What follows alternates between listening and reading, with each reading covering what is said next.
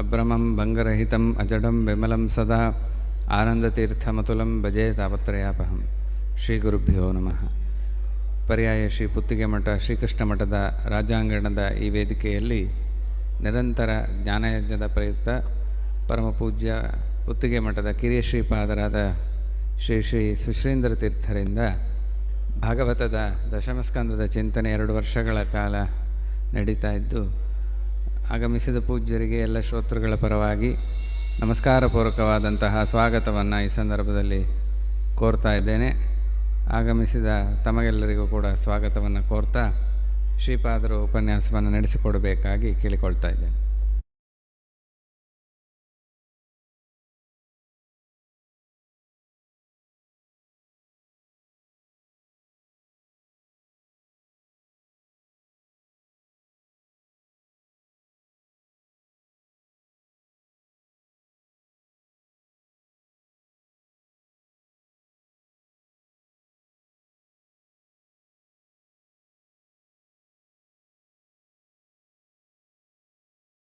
नाञ्चिदजानुजङ्गः गोपालबाला कृपया स्वयं नः श्रीपाण्डुरङ्गो भवतु प्रसन्नः. वसुदेवसुतं देवं कंसचाणूरमर्दनं देवकी परमानन्दं कृष्णं वन्दे जगद्गुरुं.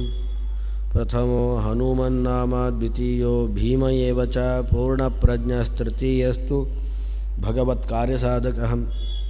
तपो विद्या विरक्त्यादि सद्गुणौघाकरानहं वादिराजगुरून् वन्दे हयग्रीवपदाश्रयान्. श्रीगुरुभ्यो नमः. जन्माद्यस्य यतोऽन्वयादितरतश्चार्थेष्वभिज्ञस्वराट् तेने ब्रह्महृदाय आदिकवये मुह्यन्ति यं सूरयः. तेजो वारिमृदा यथा विनिमयो यत्र त्रिसर्गो मृषा. धाम्ना स्वेन सुधा निरस्तकुहकं सत्यं परं धीमहि.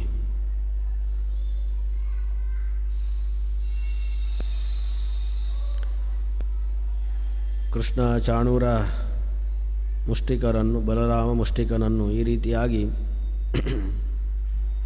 ಸಂಹರಿಸಿದವನಾಗಿ ಕಂಸನನ್ನು ಯಾವ ರೀತಿಯಾಗಿ ಅವನು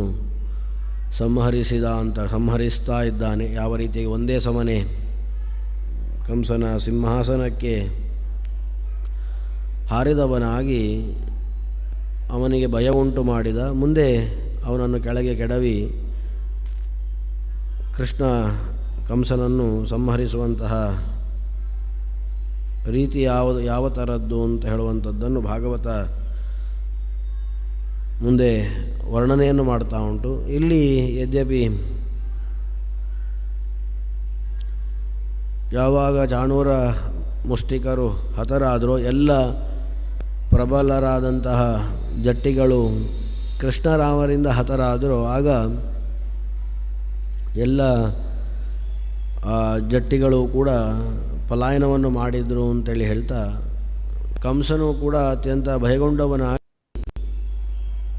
ಲೋಕದ ನಿಯಮದಂತೆ ಯಾವುದೋ ಒಂದು ತಪ್ಪನ್ನು ಕಂಡುಹಿಡಿದವನಾಗಿ ಸ್ಪರ್ಧೆಗೆ ಬಂದಂತಹ ಜಟ್ಟಿಗಳನ್ನು ಸೋಲಿಸಬೇಕು ಹೊರತು ಕೊಲ್ಲಿಕ್ಕಿಲ್ಲ. ಆದದ್ದರಿಂದ ಕೃಷ್ಣನನ್ನು ನೀವು ಬಂಧಿಸಿ ಅಥವಾ ಅವನನ್ನು ಇಲ್ಲಿಂದ ಹೊರಗೆ ಕಳಿಸಿ ಅಂತ ಹೇಳುವಂಥ ಮಾತುಗಳನ್ನು ಆಡಿದ. ಯದ್ಯಪಿ ಭಯದಿಂದ ಮುಂದೆ ತಾನು ಕೃಷ್ಣನಿಂದ ಹತನಾಗ್ತೇನೆ ಅಂತ ಹೇಳುವಂತಹ ಭಯದಿಂದ ಈ ರೀತಿಯಾಗಿ ಕಂಸನ ಮಾತುಗಳಿತ್ತು.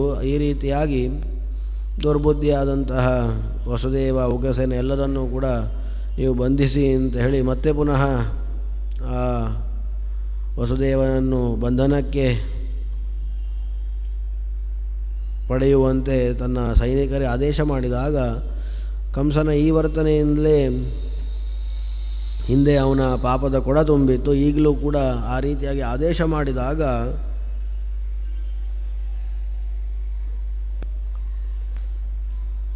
ಕೃಷ್ಣ ಕುಪಿತನಾಗಿ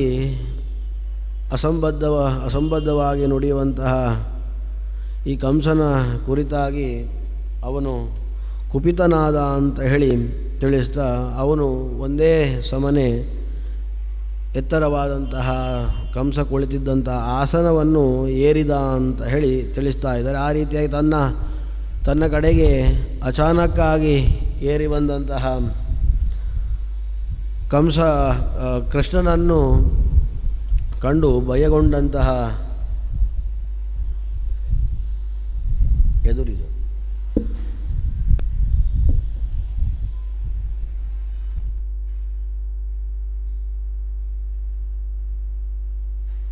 ಆಸನದಿಂದ ಒಮ್ಮೆಗೆ ಕಂಸ ಎದ್ದ ಮೃತ್ಯುಡನ್ನು ಹೋರಾಡಲು ತಾನು ಕೂಡ ಕತ್ತಿ ಗುರಾಣಿಗಳನ್ನು ಹಿಡಿದ ಅಂತೇಳಿ ಹೇಳ್ತಾ ಇದ್ದಾರೆ. ಪ್ರಗೃಹ್ಯ ಕೇಶೇಶು ಚಲತ್ ಕಿರೀಟಂ ನಿಪಾತ್ಯ ರಂಗೋಪರಿ ತುಂಗಮಂಚಾತ್ ತಸ್ಯೋಪರಿಷ್ಟಾತ್ ಸ್ವಯಮಬ್ಜ ನಾಭಃ ಪಪಾತ ವಿಶ್ವಾಶ್ರಯ ಆತ್ಮತಂತ್ರ ಅಂತೇಳಿ ಈ ರೀತಿಯಾಗಿ ಕಂಸನ ಈ ರೀತಿಯಾಗಿ ಅವನು ಯುದ್ಧವನ್ನು ಮಾಡ್ತಾ ಇದ್ದಾಗ ಅವನಿಗೆ ಉಗ್ರ ಪರಾಕ್ರಮಿಯಾದಂತಹ ಕೃಷ್ಣನನ್ನು ಎದುರಿಸಲಿಕ್ಕೆ ಆಗಲಿಲ್ಲ. ಕೃಷ್ಣ ಅತ್ಯಂತ ಅನಾಯಾಸವಾಗಿ ಕಂಸನನ್ನು ಯಾವ ರೀತಿಯಾಗಿ ಗರುಡ ಒಂದು ಹಾವನ್ನು ಹಿಡಿಯುವಂತೆ ಬಲಾತ್ಕಾರವಾಗಿ ಆತನನ್ನು ಕೃಷ್ಣ ಹಿಡಿದುಕೊಂಡ ಅಂತ ಹೇಳಿ ತಿಳಿಸ್ತಾ ಇದ್ದಾರೆ. ಈ ರೀತಿಯಾಗಿ ಹಿಡಿದ ನಂತರ ಕಂಸನ ಕಿರೀಟ ಜಾರಿತು. ಕೃಷ್ಣ ಅವನ ತಲೆಯ ಕೂದಲು ಹಿಡಿದು ಎತ್ತರವಾದಂತಹ ಸಿಂಹಾಸನದಿಂದ ಕೆಳಗೆ ರಂಗಸ್ಥಳಕ್ಕೆ ಅವನನ್ನು ದೂಕಿದ ಅಥವಾ ಕೆಡಹಿದ ಅಂತ ಹೇಳಿ ಎಷ್ಟು ಅನಾಯಾಸವಾಗಿ ಆ ಕಂಸನ ಸಂಹಾರವನ್ನು ಕೃಷ್ಣ ಮಾಡ್ತಾ ಇದ್ದಾನೆ ಅಂತ ಹೇಳಿ ತಿಳಿಸ್ತಾ ಇದ್ದಾರೆ. ಈ ರೀತಿಯಾಗಿ ಒಮ್ಮೆಲೆ ಮೇಲಿಂದ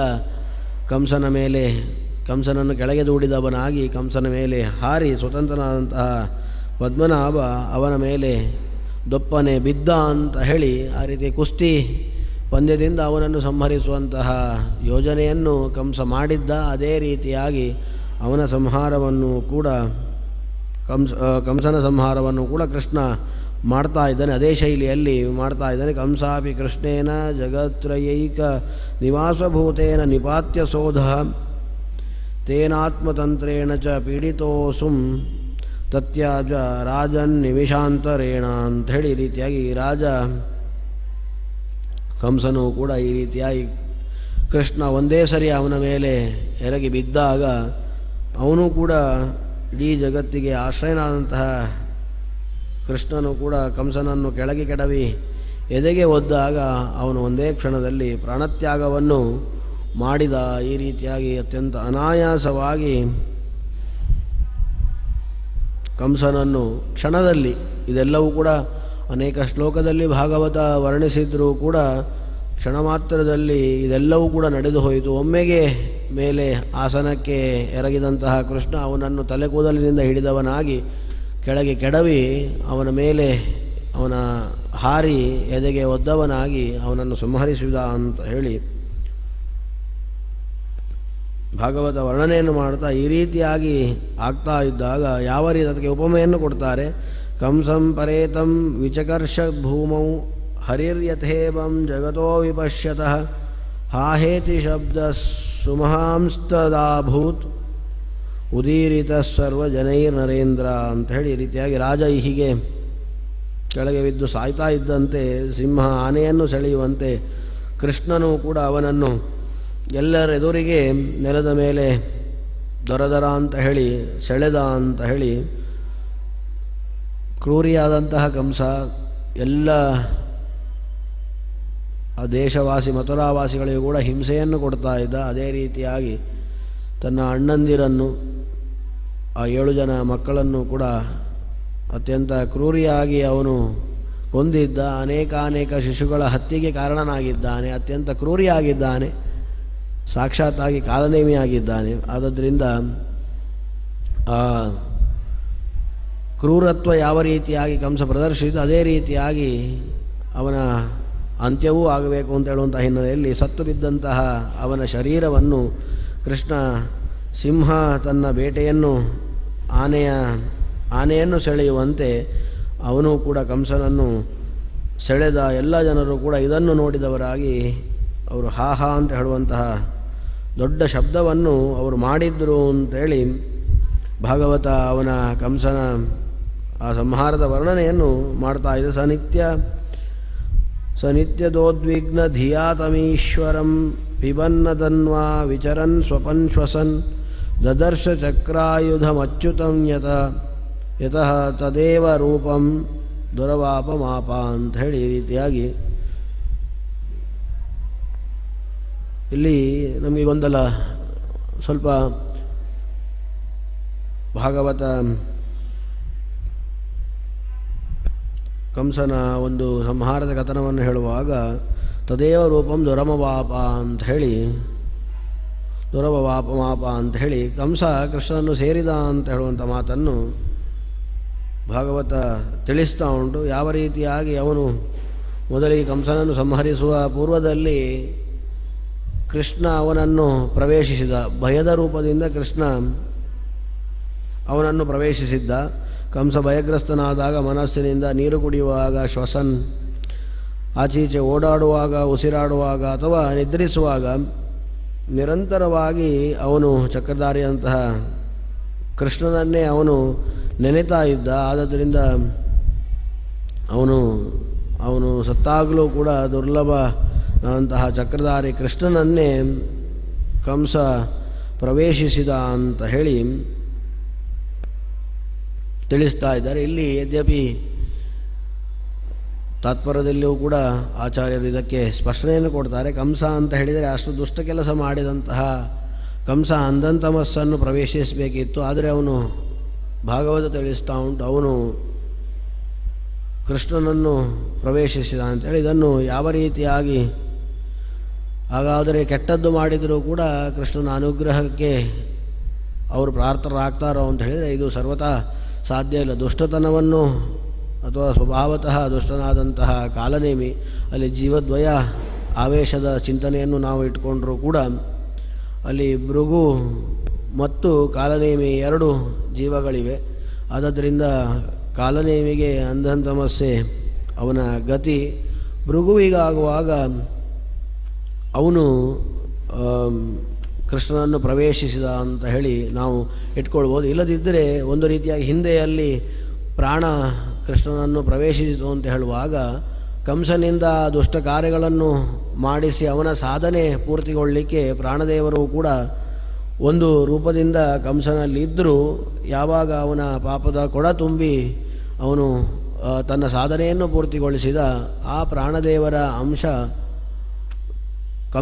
ಕೃಷ್ಣನನ್ನು ಪ್ರವೇಶಿಸು ಅಂತ ಹೇಳಿಯೂ ಕೂಡ ನಾವು ಇಟ್ಕೊಳ್ಬೋದು. ಈ ರೀತಿಯಾಗಿ ಅದರ ಪರಿಹಾರವನ್ನು ವ್ಯಾಖ್ಯಾನಕಾರರು ತಿಳಿಸ್ತಾ ಇದ್ದಾರೆ. ಅಂತೂ ದುಷ್ಟನಾದಂತಹ ಕಾಲನೇಮಿಗೆ ಎಂದಿಗೂ ಕೂಡ ಸದ್ಗತಿ ಇಲ್ಲ ಅಂತ ಹೇಳುವಂಥದ್ದನ್ನು ತಿಳಿಸ್ತಾ ಇದ್ದಾರೆ. ಈ ರೀತಿಯಾಗಿ ಅವನು ಕಾಲನೇಮಿಗೆ ಅವನಿಗೆ ಯೋಗ್ಯವಾದಂತಹ ಅಂಧಂತಮಸ್ಸೆ ಆಯಿತು ಅಂತ ಹೇಳುವಂಥದ್ದನ್ನು ಶಾಸ್ತ್ರ ತಿಳಿಸ್ತಾ ಉಂಟು. ಇಲ್ಲಿ ಜೀವದ್ವಯ ಆವೇಶದಿಂದ ಒಳ್ಳೆಯ ಜೀವನಾದಂತಹ ಭೃಗು ಮತ್ತು ಅವನಿಂದ ಸಾಧನೆ ಮಾಡಿಸಲಿಕ್ಕಾಗಿ ಪ್ರಾಣದೇವರು ಕೂಡ ಅವನಲ್ಲಿ ಒಂದು ಅಂಶದಿಂದ ಇದ್ದರು.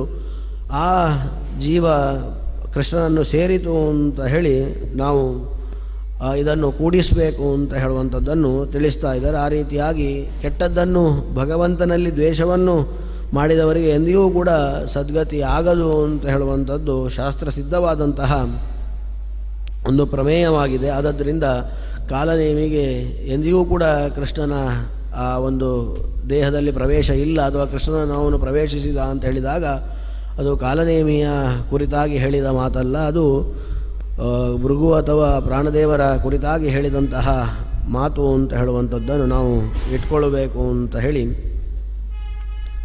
ನಾವು ಅನೇಕ ಪ್ರಮಾಣಾಂತರಗಳಿಂದ ತಾತ್ಪರ್ಯ ನಿರ್ಣಯದ ಮಾತುಗಳನ್ನು ವಿಮರ್ಶಿಸಿದವರಾಗಿ ತಿಳಿಬಹುದಾಗಿದೆ. ತಸ್ಯಾನುಜ ಭ್ರಾತರೋಷ್ಟೌ ಕಂಕನ್ಯಗ್ರೋಧಕಾದಯ ಅಭ್ಯದಾವನ್ನತಿಕ್ರುದ್ಧ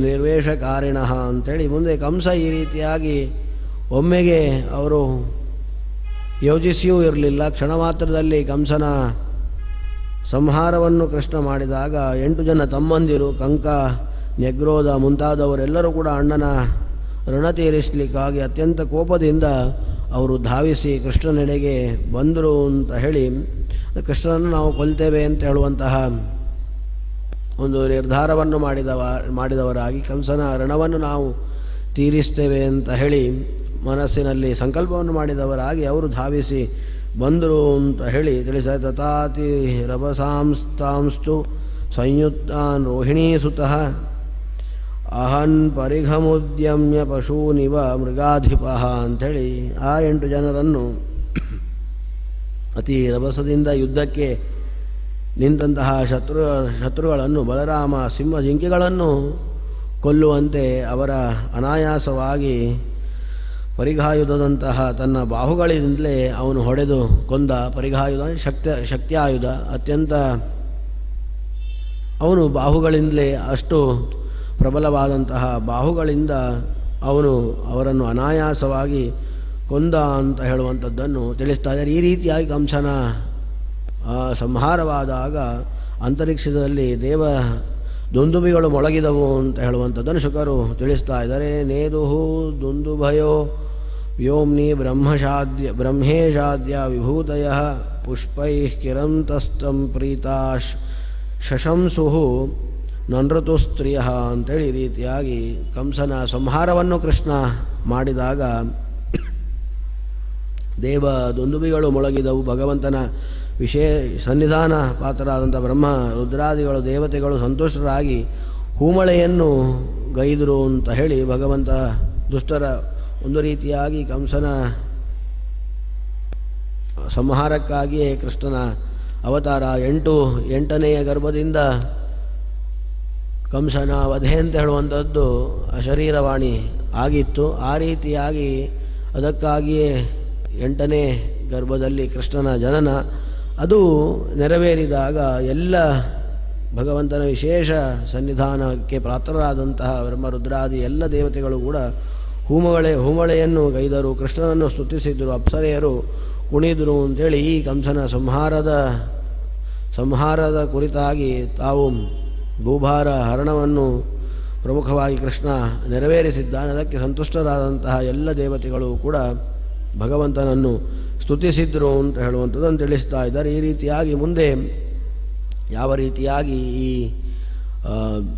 ದೇವತೆಗಳೆಲ್ಲರೂ ಕೂಡ ಈ ಕಂಸನ ಸಂಹಾರದ ಒಂದು ಕುರಿತಾಗಿ ಸಂಹಾರವನ್ನು ಕೃಷ್ಣ ಮಾಡಿದಾಗ ಅದರಿಂದ ಸಂತುಷ್ಟರಾದಂತಹ ಅವರು ಭಗವಂತನನ್ನು ಯಾವ ರೀತಿಯಾಗಿ ಸ್ತುತಿಸಿದ್ರು ಅಂತ ಹೇಳುವಂಥದ್ದನ್ನು ಮುಂದೆ ಭಾಗವತ ವರ್ಣಿಸ್ತದೆ. ಅದೇ ರೀತಿಯಾಗಿ ಶುಕರು ಯಾವ ರೀತಿಯಾಗಿ ಪರೀಕ್ಷಿತರಿಗೆ ಯಾವ ರೀತಿಯಾಗಿ ಕಂಸನ ಒಂದು ಸಂಹಾರವಾಯಿತು ಅಂತ ಹೇಳುವಂಥದ್ದನ್ನು ಕೂಡ ಶುಕರು ಪರೀಕ್ಷಿತರಾಜರಿಗೂ ಕೂಡ ತಿಳಿಸ್ತಾ ಇದ್ದಾರೆ. ಅದರ ಕುರಿತಾಗಿ ಕೂಡ ಭಾಗವತ ಮುಂದೆ ವರ್ಣನೆಯನ್ನು ಮಾಡ್ತದೆ.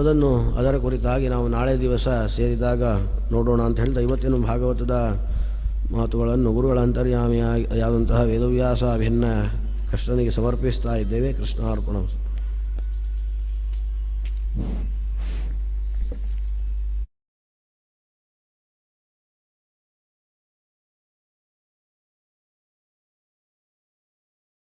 ಭಾಗವತ ವಿವರಿಸಿದ್ದು ಅದರಲ್ಲಿ ಕಂಸ ಸದ್ಗತಿಯನ್ನು ಹೊಂದಿದ ಅನ್ನುವ ಮಾತುಗಳಿಗೆ ಶ್ರೀಮದಾಚಾರ್ಯರು ತಾತ್ಪರ್ಯ ನಿರ್ಣಯದಲ್ಲಿ ಅದೇ ರೀತಿ ಇತರ ವ್ಯಾಖ್ಯಾನಕಾರರು ಎಲ್ಲರೂ ವಿಮರ್ಶೆ ಮಾಡಿದ್ದನ್ನು, ಕಂಸನಲ್ಲಿದ್ದ ಜೀವದ್ವಯಾವೇಶವನ್ನು, ಭೃಗು ಮತ್ತು ಕಾಲನೇಮಿಯ ಒಂದು ಸಮಾವೇಶವನ್ನು, ಕಾಲನೇಮಿಗೆ ದುರ್ಗತಿಯನ್ನು ಭೃಗುವಿಗೆ ಸದ್ಗತಿಯನ್ನು ಶ್ರೀಮದಾಚಾರ್ಯರು ನಿರ್ಣಯಿಸಿದ್ದನ್ನೆಲ್ಲ ಭಾಗವತದ ಒಂದು ಹಿನ್ನೆಲೆಯಲ್ಲಿ ಶ್ರೀಪಾದರು ತಿಳಿಸಿದ್ದಾರೆ. ಅವರಿಗೆ ಎಲ್ಲ ಶ್ರೋತೃಗಳ ಪರವಾಗಿ ನಮಸ್ಕಾರಪೂರ್ವಕವಾದಂತಹ ಧನ್ಯವಾದಗಳನ್ನು ಅರ್ಪಣೆ ಮಾಡ್ತಾ ಮುಂದಿನ ಉಪನ್ಯಾಸವನ್ನು ಶ್ರೀಯುತ ಸುಂದರ್ ಮಾಡಕ್ಷೀರ ಇವರು ಒಂದು ವಿಭಿನ್ನ ರೀತಿಯಲ್ಲಿ ತಮ್ಮ ಪ್ರಸ್ತುತಿಯನ್ನು ಮಾಡಲಿಕ್ಕಿದ್ದಾರೆ.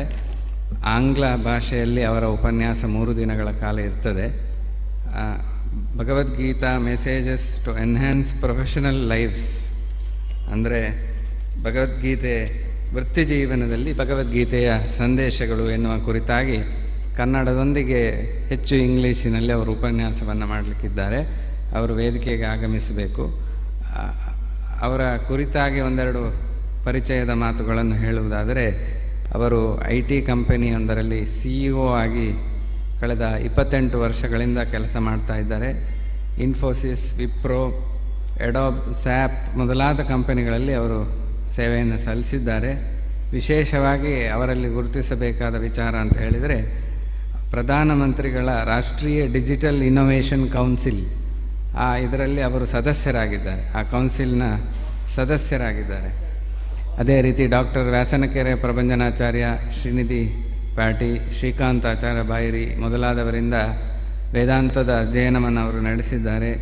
ಮಧ್ವಾಚಾರ್ಯ ಫಾರ್ ದಿ ಯೂತ್ ಎಂಬ ಸಂಸ್ಥೆ ಮೂಲಕ ಈಗಿನ ಯುವಕರಿಗೆ ಅರ್ಥವಾಗುವ ಶೈಲಿಯಲ್ಲಿ ಮಧ್ವಶಾಸ್ತ್ರದ ಸಂದೇಶವನ್ನು 150ಕ್ಕೂ ಹೆಚ್ಚು ವರ್ಕ್ಶಾಪ್ಗಳನ್ನು ನಡೆಸಿ 1 ಲಕ್ಷ 1.5 ಲಕ್ಷ ಯುವಕರು ಅದರಲ್ಲಿ ಪಾಲ್ಗೊಂಡ ಹಿರಿಮೆ ಅವರೊಟ್ಟಿಗೆ ಸೇರಿದೆ. ಅದೇ ರೀತಿ ಕಡೆಗೆ 5 ಪರ್ಯಾಯಗಳಿಂದ ಅವರು ಇಲ್ಲಿ ಬಂದಿದ್ದಾರೆ. ಹಾಗಾಗಿ ಇದನ್ನು ಉಡುಪಿಯ ಜನತೆ ಹಿಂದೂ ಕೇಳಿದ್ದೀರಿ ಅಂತ ಅಂದುಕೊಳ್ತೇನೆ. ಆ ಉಪನ್ಯಾಸವನ್ನು ಮಾಡಲು ಆಗಮಿಸಿದ ಶ್ರೀ ಸುಂದರ ಮಾಡಕ್ಷೀರ ಅವರಿಗೆ ಶ್ರೀಕೃಷ್ಣ ಮಠದ ಪರವಾಗಿ ಎಲ್ಲ ಕೇಳುಗರ ಪರವಾಗಿ ತುಂಬು ಹೃದಯದ ಸ್ವಾಗತವನ್ನು ಕೋರ್ತಾ,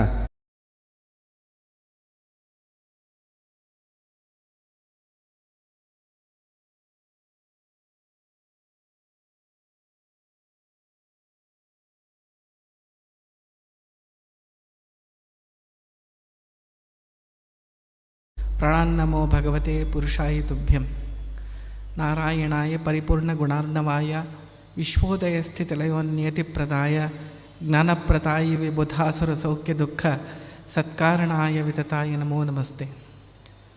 ಪರಮ ಪೂಜ್ಯ ಶ್ರೀ ಶ್ರೀ ಸುಗುಣೇಂದ್ರ ತೀರ್ಥ ಸ್ವಾಮಿಗಳು ಮತ್ತು ಶ್ರೀ ಶ್ರೀ ಸುಶೀಂದ್ರ ತೀರ್ಥ ಸ್ವಾಮಿಗಳ ಚರಣಾರವಿಂದಗಳಲ್ಲಿ ಸಾಷ್ಟಾಂಗ ಪ್ರಣಾಮವನ್ನು ಸಲ್ಲಿಸಿ ಇವತ್ತಿನಿಂದ ಪ್ರಾರಂಭ ಆಗಿ 3 ದಿನಗಳ ಕಾಲ ಭಗವದ್ಗೀತೆಯ ಮಹತ್ವ ನಮ್ಮ ವೃತ್ತಿ ಜೀವನದಲ್ಲಿ ಎಂಬುವ ವಿಷಯದಲ್ಲಿ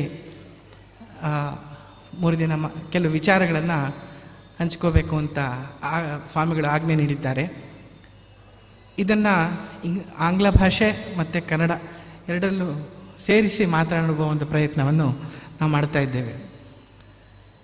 ಇವಾಗ ನಮ್ಗೆ ಹೆಂಗೆ ಅಂದರೆ, ಇವಾಗ ಯಾವುದೇ ಒಂದು ಧಾರ್ಮಿಕ ಗ್ರಂಥ ಇದ್ದರೆ ನಮ್ಮ ಮನಸ್ಸಿನಲ್ಲಿ ಅಭಿಪ್ರಾಯ ಏನು ಅಂದರೆ, ಇದು ಯಾವತ್ತೋ ಒಂದು ದಿನ ಬರೆದಿದ್ದು, ಈ ಕಾಲಕ್ಕೆ ನಮ್ಮ ನಿತ್ಯ ಜೀವನಕ್ಕೂ ಇದಕ್ಕೂ ಸಂಬಂಧ ಇರಬಾರ್ದು. ಏನೋ ಹೇಳಿದ್ರವಾಗ ಒಳ್ಳೆ ವಿಚಾರನೇ, ಆದರೆ ಇವತ್ತಿನ ಪ್ರೆಸೆಂಟ್ ಡೇ ಯಂಗ್ಸ್ಟರ್ಸ್ ಆಗಿರ್ಬೋದು, ಪ್ರೊಫೆಷ್ನಲ್ ಲೈಫ್ ಆಗಿರ್ಬೋದು, ನಮ್ಮ ಡೈಲಿ ಲೈಫ್ ಇರ್ಬೋದು, ಇದೆಲ್ಲ ಒಂದು ಅದಕ್ಕೂ ಸಂಬಂಧ ಇಲ್ಲ. There is no connection between the two ಅನ್ನೋದು ಒಂದು ಕಲ್ಪನೆ ನಮ್ಮೆಲ್ಲರಲ್ಲೂ ಇದೆ. ಉಪನ್ಯಾಸ ಕೇಳುವಾಗ ಎಲ್ಲ ಚೆನ್ನಾಗೇ ಇರುತ್ತೆ.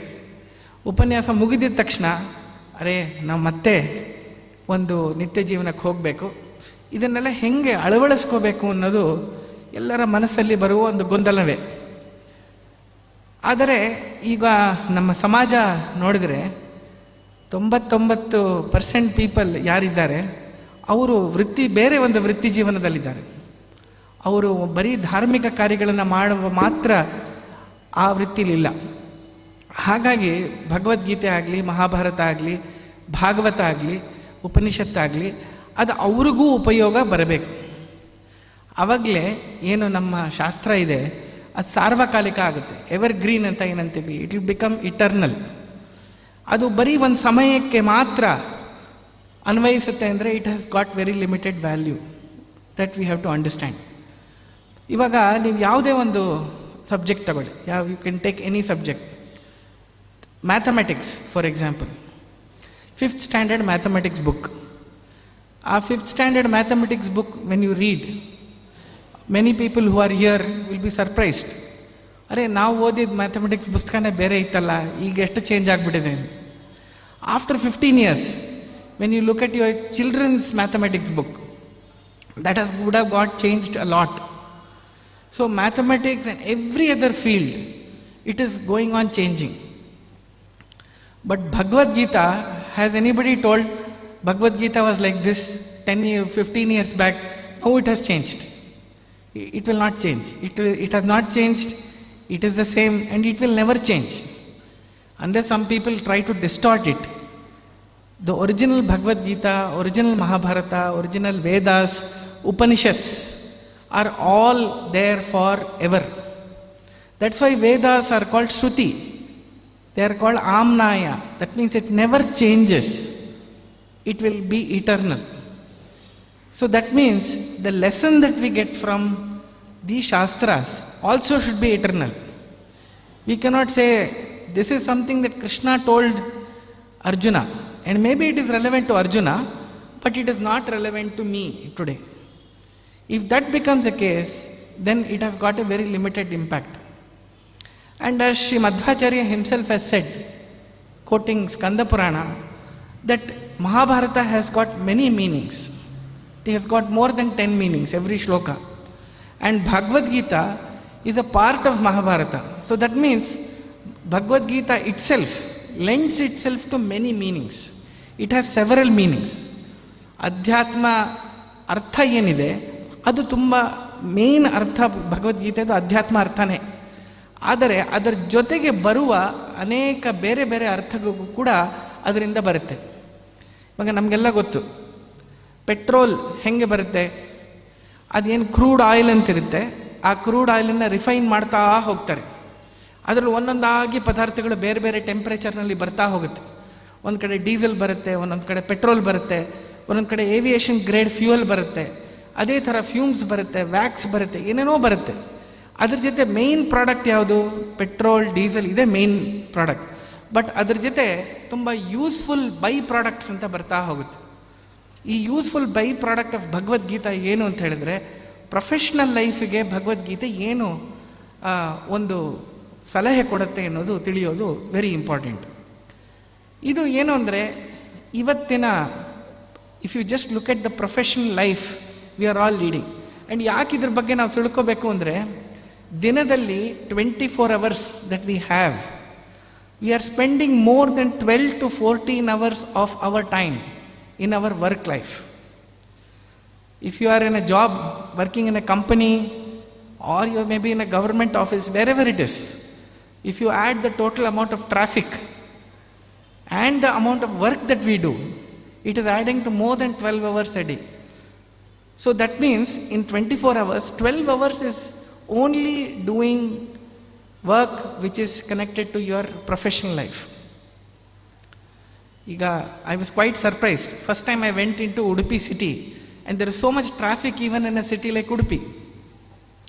So amount of time that we spend on work is increased like anything. Modlalla, when people used to go to work and come back, everybody will be back by 5 or 6 o'clock. But today, can anybody even think about coming back home at 5 o'clock? It's impossible. If somebody comes and manages to come even at 8 o'clock in the evening, they will say, oh, I have come very early, I have come home. Many people say that they have not seen the sunset because they are sitting in the office. That's a reality that we have. So this is the total time that we spend. Hogli, 12 hours we are spending ಆಫೀಸ್ನಲ್ಲಿ spend ಮಾಡ್ತಾ ಇದ್ದೀವಿ. ಅದರಿಂದ ನಮಗೆ ಸಂತೋಷ ಸಿಗ್ತಾ ಇದೆಯಾ ಅಂದರೆ ಅಲ್ಲೂ ಇಲ್ಲ. ಕೆಲವು ವಿಚಾರ ಹೇಳಬೇಕಾದ್ರೆ ಏನು ಅಂದರೆ, ಈಗ ಮೆಕೆನ್ಸಿ ಅಂತ ಒಂದು ದೊಡ್ಡ ಕಂಪ್ನಿ ಇದೆ. ಆ ಕಂಪ್ನಿಯವರು ಎಲ್ಲರನ್ನೂ ವರ್ಲ್ಡ್ ವೈಡ್ ಸರ್ವೆ ಮಾಡಿದ್ದಾರೆ. ಸರ್ವೆ ಮಾಡಿ ಅವ್ರ ಪ್ರೊಫೆಷ್ನಲ್ ಲೈಫ್ ಹೆಂಗಿದೆ ಜನದ್ದು ಅಂತ ಕೇಳ್ತಾ ಇದ್ದಾರೆ. ಎಲ್ಲರೂ ಅನ್ಕೋತಿರ್ಬೋದು, ಓಹೋ ಇವ್ರು ಲಕ್ಷಾಂತರ ರೂಪಾಯಿ, ಕೋಟ್ಯಾಂತರ ರೂಪಾಯಿ ಇವರೆಲ್ಲ ಸಂಪಾದಿಸ್ತಾರೆ, ಡಾಕ್ಟರ್ ಆಗಿರ್ಬೋದು, ಲಾಯರ್ ಆಗಿರ್ಬೋದು, ಇಂಜಿನಿಯರ್ ಆಗಿರ್ಬೋದು, ಏನೇ ಆಗಿರ್ಬೋದು, ಎಷ್ಟೋ ಸಾವಿರಾರು ಲಕ್ಷಾಂತರ ರೂಪಾಯಿ, ಕೋಟ್ಯಾಂತರ ರೂಪಾಯಿ ಸಂಪಾದನೆ ಮಾಡ್ತಾರೆ. ಕೊನೆಗೆ ಇವ್ರು ಇಷ್ಟು ಸಂಪಾದನೆ ಮಾಡಿದವ್ರು ಖುಷಿಯಾಗಿರಬೇಕು ಅಂತ ಅಲ್ಲಿ ವಿಚಾರಗಳು ತಿಳಿದ್ರೆ ಶಾಕಿಂಗ್ ಆಗುತ್ತೆ. ಇದು ವರ್ಲ್ಡ್ ವೈಡ್ ಸರ್ವೆ ಇದೆ, ಪ್ಲಸ್ ಇಂಡಿಯಾದು ಅದರಲ್ಲಿ ತುಂಬ ಸ್ಟ್ಯಾಟಿಸ್ಟಿಕ್ಸ್ ಇಂಡಿಯಾದು ಸೇರಿದೆ. ಒಂದು ಏನು ಅಂದರೆ, ಎಲ್ಲ ಕೆಲಸಗಳಲ್ಲಿ ಒಂದು 6 ಪಾಯಿಂಟ್ ಹೇಳಿದ್ದಾರೆ. ಏನು ಅಂದರೆ, ಜಾಸ್ತಿ ಜನ ಯಾವ ಒಂದು ಕಂಪ್ನೀಲಿ ವರ್ಕ್ ಮಾಡ್ತಿರ್ತಾರಲ್ಲ, ಅವ್ರಿಗೆ ಆ ಕೆಲಸ ಇಷ್ಟ ಇಲ್ಲ ಅಂತ ಹೇಳ್ತಾ ಇದ್ದಾರೆ. ನಾವು ಮಾಡ್ತಾ ಇದ್ದೀವಿ, ಬಟ್ ನಮ್ಗೆ ಆ ಕೆಲಸ ಇಷ್ಟ ಇಲ್ಲ. ಫಸ್ಟ್ ಆಪರ್ಚುನಿಟಿ ನಮಗೆ ಸಿಕ್ಕಿದಾಗ ನಾವು ಬೇರೆ ಕಡೆ ಹೊರಟೋಗ್ತೀವಿ. ಎರಡನೇದು, ಆ ಕಂಪ್ನಿ ಜೊತೆ ಯಾವುದೇ ಥರ ಒಂದು ಅಟ್ಯಾಚ್ಮೆಂಟ್, ಎಂಗೇಜ್ಮೆಂಟ್ ಅಂತ ಏನಂತೀವಲ್ಲ, ಅದಿಲ್ಲ. ಅಂದರೆ ಬೆಳಗ್ಗೆ ಒಂದು ಹೊಸ ಜಾಬ್ ಬೇರೆ ಒಂದು ಕಂಪ್ನಿಗೆ ಸಿಕ್ಕಿದ್ರೆ ಅಲ್ಲಿಗೆ ಹೊರಟೋಗ್ತೀವಿ, we will go there. So there is no engagement. 93% of the people who are working do not have any engagement with the work. ಆಮೇಲೆ ಹೋಗಲಿ, ಕೆಲಸದಲ್ಲಿ ಯಾಕೆ ನಿಮ್ಗೆ ಇಷ್ಟ ಆಗ್ತಾ ಇಲ್ಲ ಅಂತ ಹೇಳಿದರೆ, ಓವರ್ ವರ್ಕ್, ಅಂದರೆ ಜಾಸ್ತಿ ವರ್ಕ್ ಮಾಡ್ತಾ ಇದ್ದೇವೆ. ಲ್ಯಾಕ್ ಆಫ್ ಫೇರ್ನೆಸ್, ಅಂದರೆ ಯಾರಿಗೆ ಮೆರಿಟ್ ಇಲ್ವೋ, ಯಾರಿಗೆ ವಿದ್ಯೆ ಇಲ್ವೋ, ಯಾರಿಗೆ ಅರ್ಹತೆ ಇಲ್ವೋ ಅವ್ರಿಗೆ ಪ್ರಮೋಷನ್ ಕೊಡ್ತಾರೆ, ನಮಗೆ ಕೊಡೋದಿಲ್ಲ ಅಂತ ಕೆಲವರು. ಇನ್ನೊಂದು ಪಾಲಿಟಿಕ್ಸ್, ಕಂಪನಿ ಒಳಗಡೆ ತುಂಬ ಪಾಲಿಟಿಕ್ಸ್ ಉಂಟು. ನಾವು ಸಾಮಾನ್ಯವಾಗಿ ಕೇಳ್ತೇವೆ, ಆಫೀಸ್ಗೆ ಹೋದರೆ ಆಫೀಸ್ ಪಾಲಿಟಿಕ್ಸ್ ತುಂಬ ಜಾಸ್ತಿ. ಒಂದೊಂದು ಸತಿ ರಾಜಕೀಯ ಮಟ್ಟದ, ಒಂದು ರಾಷ್ಟ್ರೀಯ ಮಟ್ಟದ ರಾಜಕೀಯಕ್ಕಿಂತ ಜಾಸ್ತಿ ನಮ್ಮ ಆಫೀಸ್ನಲ್ಲಿ ಪಾಲಿಟಿಕ್ಸ್ ಇದೆ ಅಂತ ಕೆಲವರು ಹೇಳೋದುಂಟು. ಇದೆಲ್ಲ ಮಾಡಿ ಜನದ ಒಂದು ಶಕ್ತಿ ಹೀರೋಗುತ್ತಲ್ಲಿ.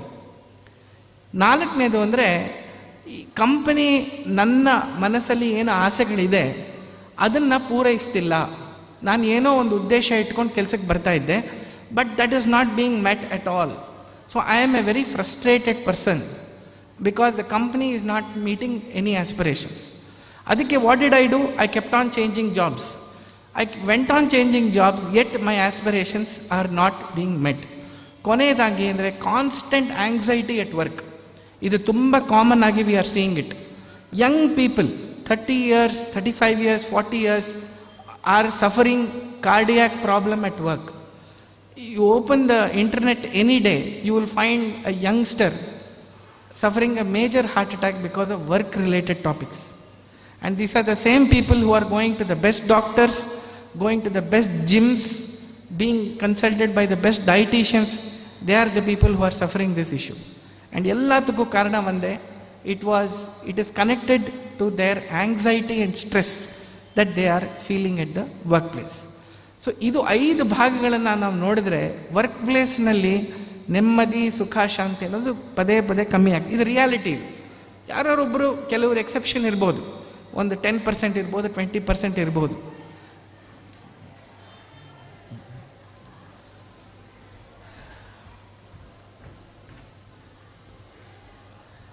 ಒಂದು 10% 20% ಅವ್ರಿಗೆ ಆಂಗ್ಸೈಟಿ ಇರ್ಬೋದು, ಬಟ್ ಮಿಕ್ಕಿದ್ದವ್ರು ಎಲ್ರಿಗೂ 90% ಅಥವಾ 80% ಪೀಪಲ್ಗೆ ಈ ಸಮಸ್ಯೆಗಳು ಉಂಟೇ ಉಂಟು. ಆ್ಯಂಡ್ ಇದು ಬರೀ ವರ್ಕ್ ಪ್ಲೇಸಲ್ಲ, ಕಾಲೇಜ್ ಲೈಫಲ್ಲೂ ಇದೇ ಆಗಿದೆ, ರಿಟೈರ್ಡ್ ಲೈಫಲ್ಲೂ ಇದೇ problem. So this is what is the world around us. So ಹೀಗೆ ಹೇಳಿದಾಗ, ಭಗವದ್ಗೀತೆಯ ಬಗ್ಗೆ ನಾವು ಕೇಳಿದಾಗ ನಮಗೇನು ಅನಿಸುತ್ತೆ? ಭಗವದ್ಗೀತೆಯಲ್ಲಿ ಇದಕ್ಕೆಲ್ಲ ಉತ್ತರ ಇದೆಯಾ? ಸ್ವಾಮಿಗಳ ಮುಖ್ಯ ಉದ್ದೇಶ ಏನು ಅಂದರೆ, ಭಗವದ್ಗೀತೆ ಎಲ್ಲರ ಮನಸ್ಸಲ್ಲಿರಬೇಕು, ಎಲ್ಲರೂ ಮತ್ತೆ ಮತ್ತೆ ಬರಿಬೇಕು, ಮತ್ತೆ ಮತ್ತೆ ಓದಬೇಕು, ಅದರಿಂದ ಒಂದು ಉಪಯೋಗವನ್ನು ಪಡಿಬೇಕು ಎಂಬುದಾಗಿ ಅವರ ಅಪೇಕ್ಷೆ ಇದೆ. ಅವ್ರು ಯಾಕೆ, ವೈ ಈಸ್ ಈ ಥಿಂಕಿಂಗ್ ಲೈಕ್ ದಟ್? ಯಾಕೆ ಅವ್ರು ಹಂಗೆ ಯೋಚನೆ ಮಾಡಿದ್ರು ಅಂದರೆ ಕಾರಣ ಇದೇನೆ. ಎಲ್ಲರೂ ಬರಿಬೇಕು. ಮತ್ತು ಒಂದಿಷ್ಟು ಜನ ಪಂಡಿತರು ಬರೆದ್ರೆ ಸಾಲದು, ಭಗವದ್ಗೀತೆ ಓದೋ ಕೆಲವು ಸಂಸ್ಕೃತ ವಿದ್ಯಾರ್ಥಿಗಳು ಓದಿದ್ರೆ ಸಾಲದು. ಎಲ್ಲರೂ ಭಗವದ್ಗೀತೆ ಓದಬೇಕು, ಎಲ್ಲರೂ ಅದು ಅಧ್ಯಯನ ಮಾಡಬೇಕು. ಎಲ್ಲ ಹೇಳ್ತಾರೆ ಸಾಮಾನ್ಯವಾಗಿ, ಕೇಳಿದ್ದಕ್ಕಿಂತ ಬರೆಯೋದಾದರೆ ಇನ್ನೂ ಮನಸ್ಸಿಗೆ ಚೆನ್ನಾಗಿ ಅದು ನಟ್ಟತ್ತೆ.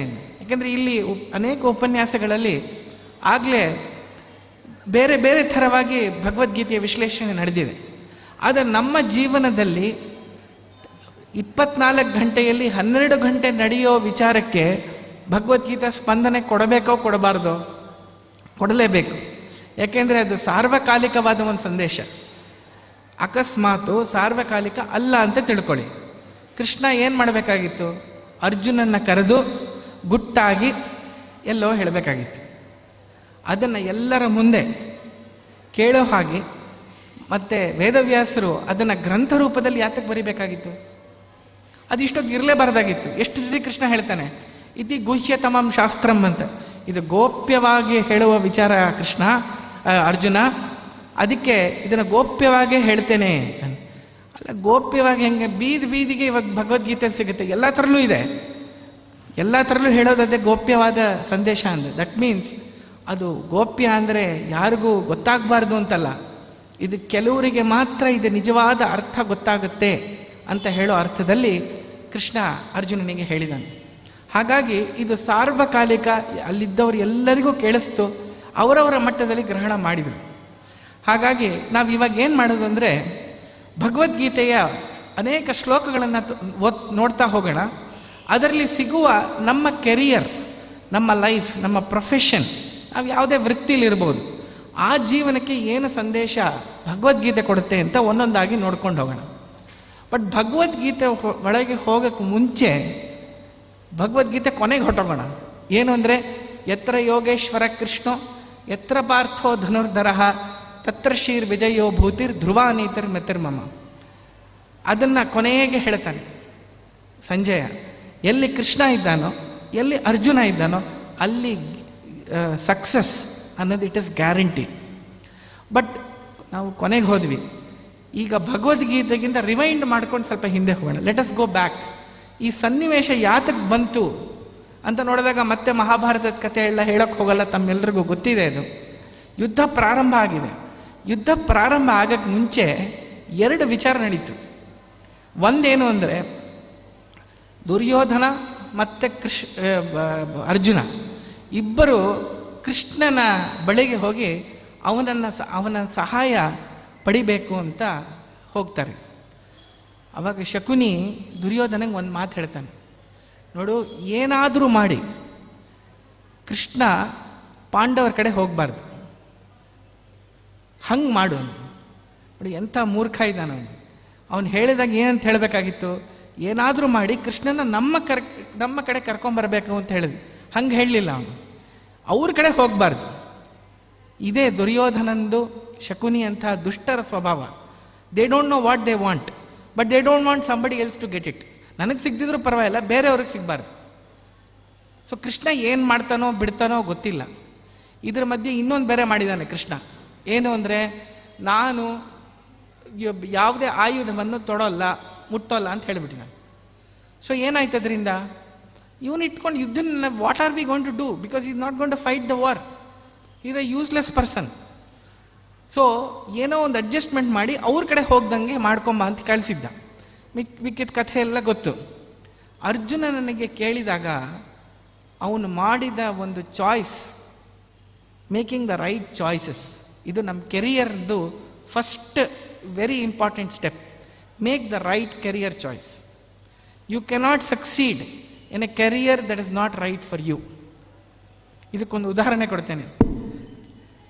ನಮ್ಮ ಮಗ ಮೆಡಿಕಲ್ ಓದ್ತಾ ಇದ್ದಾನೆ. ಅವನು ಹೇಳಿದ್ದ ವಿಚಾರ, ಯಾರೋ ಒಬ್ಬ ಹುಡುಗ ಇದ್ದಾನೆ, ಅವನು ಭಾರತೀಯ ಮಟ್ಟದ ಆಲ್ ಇಂಡಿಯಾ ಲೆವೆಲ್ನಲ್ಲಿ ತುಂಬ ಹೈ ರ್ಯಾಂಕಿಂಗ್ ತೊಗೊಂಡೊಬ್ಬ ಹುಡುಗ ಇದ್ದಾನೆ. ಅವನು ಪೋಸ್ಟ್ ಗ್ರ್ಯಾಜುಯೇಷನ್ಗೆ ಹೋಗ್ತಾ ಇದ್ದಾನೆ.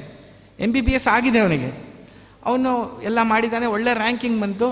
ಅಲ್ಲಿರೋರು ಯಾವುದೋ ಒಂದು ಒಳ್ಳೆ ಇದು ಕೊಟ್ಟು, ನೀ ಯಾಕೆ ಸರ್ಜರಿಗೆ ಹೋಗಲ್ಲ ಅಂತ ಕೇಳಿದ್ರು. ಸರ್ಜರಿ ತೊಗೊಳ್ಳಿಲ್ವಾ ನೀವು? ಯಾಕೆಂದರೆ ಎಲ್ಲರದ್ದು ಚೋಸನ್ ಫೀಲ್ಡ್ ಅದು surgery. The answer he gave is shocking. He said, ನನಗೆ ರಕ್ತ ಮಾಂಸ ಆದರೆ ಆಗೋದಿಲ್ಲ.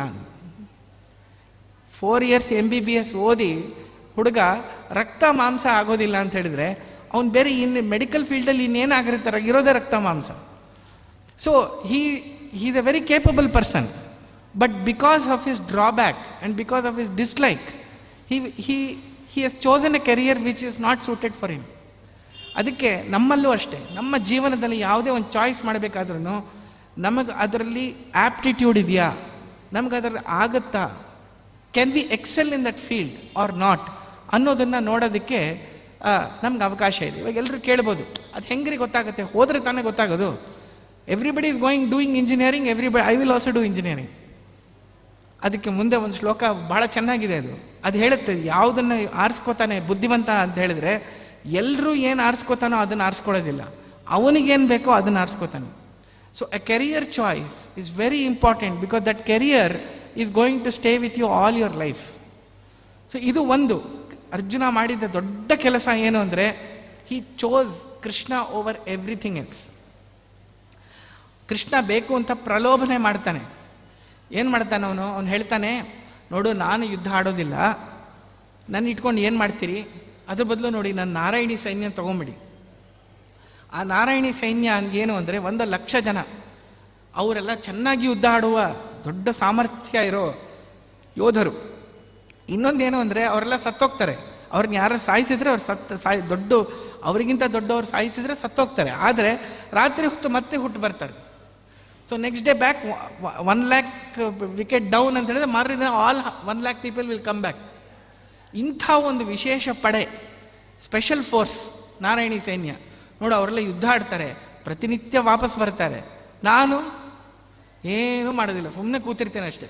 ನಮ್ಮನ್ನು ಇಟ್ಕೊಂಡು ಏನು ಮಾಡ್ತೀನಿ? ಇವಾಗ ನಮ್ಮ ಪಾಡಾಗಿರೋದು ಅದೇನೆ. ಏನು ಅಂದರೆ, ಗೀತೆ ಏನು ನಮ್ಮ ಪ್ರಕಾರ ಏನು, ಗೀತೆ ಏನು, ನಮ್ಗೇನು ಮಾಡುತ್ತೆ ಭಗವದ್ಗೀತೆ? ಏನೂ ಮಾಡೋಕ್ಕಾಗಲ್ಲ. ಒಂದು ಚಿಕ್ಕ ಗ್ರಂಥ ಪಾಕೆಟಲ್ಲಿ ಇಟ್ಕೊಂಡು ಹೊಟ್ಟೋಗ್ಬಿಡ್ಬೋದು. ಇದರಿಂದ ನಮ್ಮ ಲೈಫ್ ಚೇಂಜ್ ಆಗುತ್ತಾ? ಇನ್ನೊಂದು ನಮ್ಮ ಭರವಸೆ. ಆದರೆ ಅದೇ ಭಗವದ್ಗೀತೆ ಇಟ್ಕೊಂಡು ಎಂಥ ಜನ ಎಷ್ಟೆಷ್ಟು ಕ್ರಾಂತಿ ಮಾಡಿದ್ದಾರೆ ಅಂತ ಹೇಳಿದ್ರೆ ಅದಕ್ಕೆ ಯೋಚನೆ ಮಾಡಲಿಕ್ಕೆ ಆಗಲ್ಲ. ಎಲ್ಲ foreign universities, all foreign universities have an exclusive study of Bhagavad Gita. Bhagavad-gita is the only text which is studied in all the major universities in the world. In the world, not in India.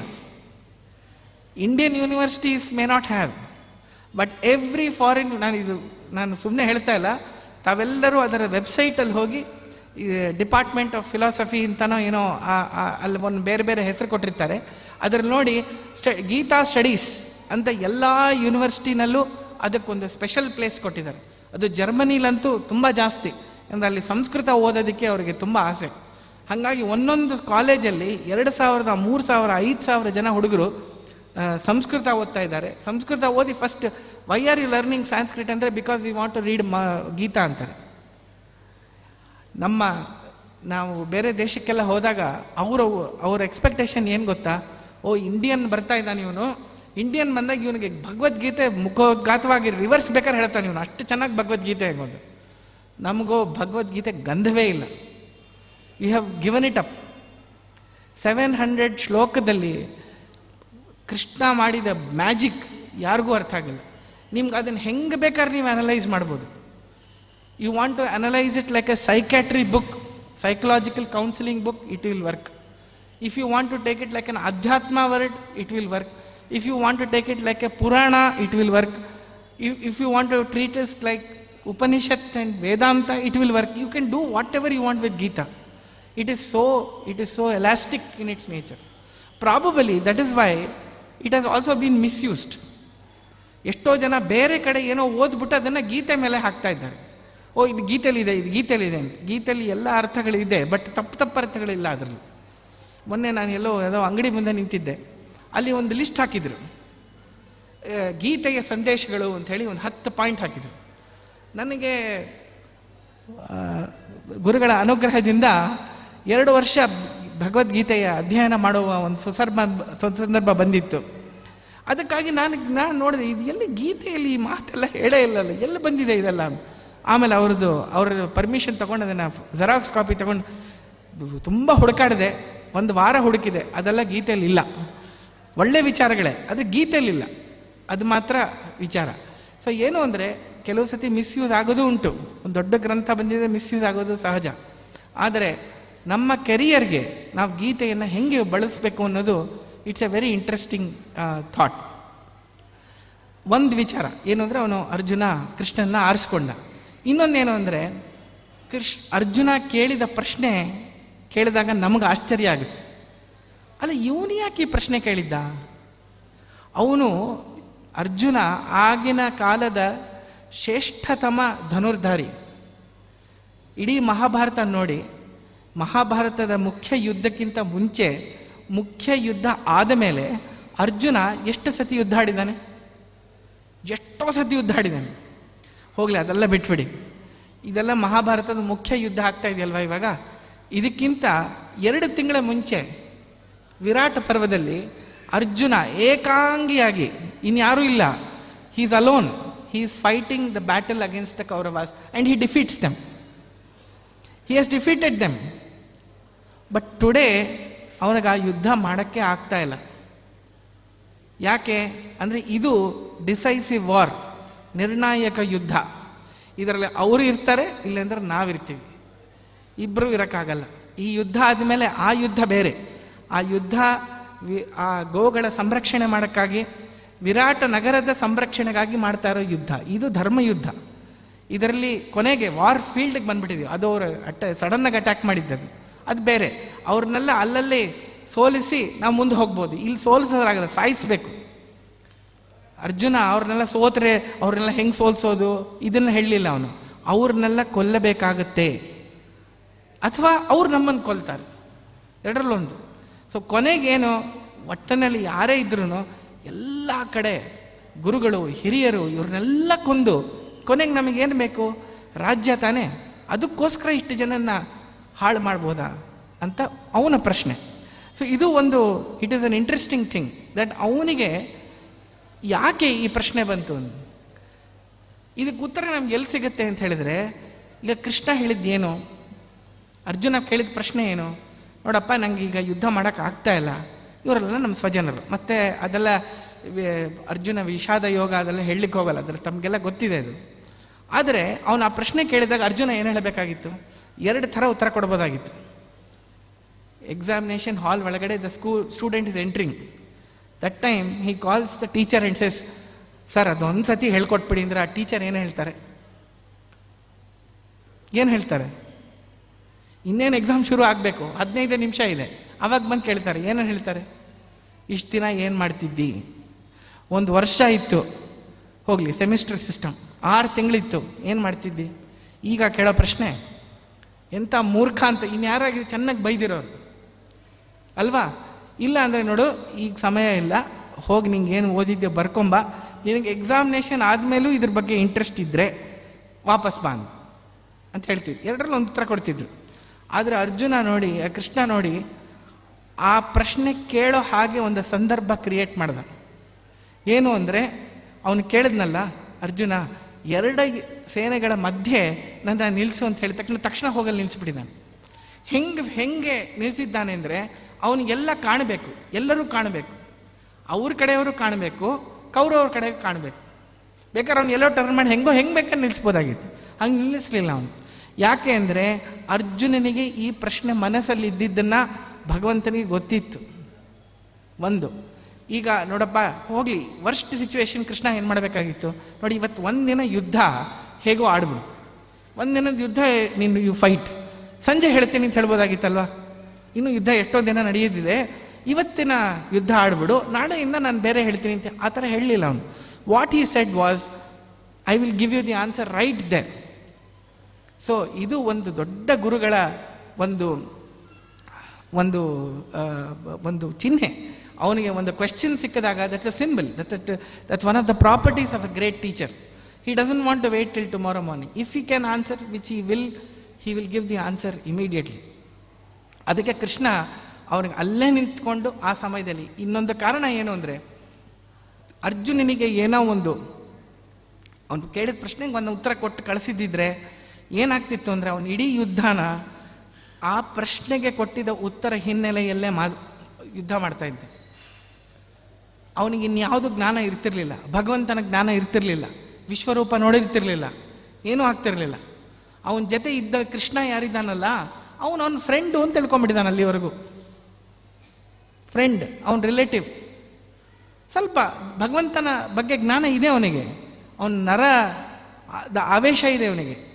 Bhimasena ದೇವರು ತಮ್ಮ ಆಗಿದ್ದಾನೆ ಅವನು, ಜ್ಞಾನಿ, ದೊಡ್ಡ ಜ್ಞಾನಿ.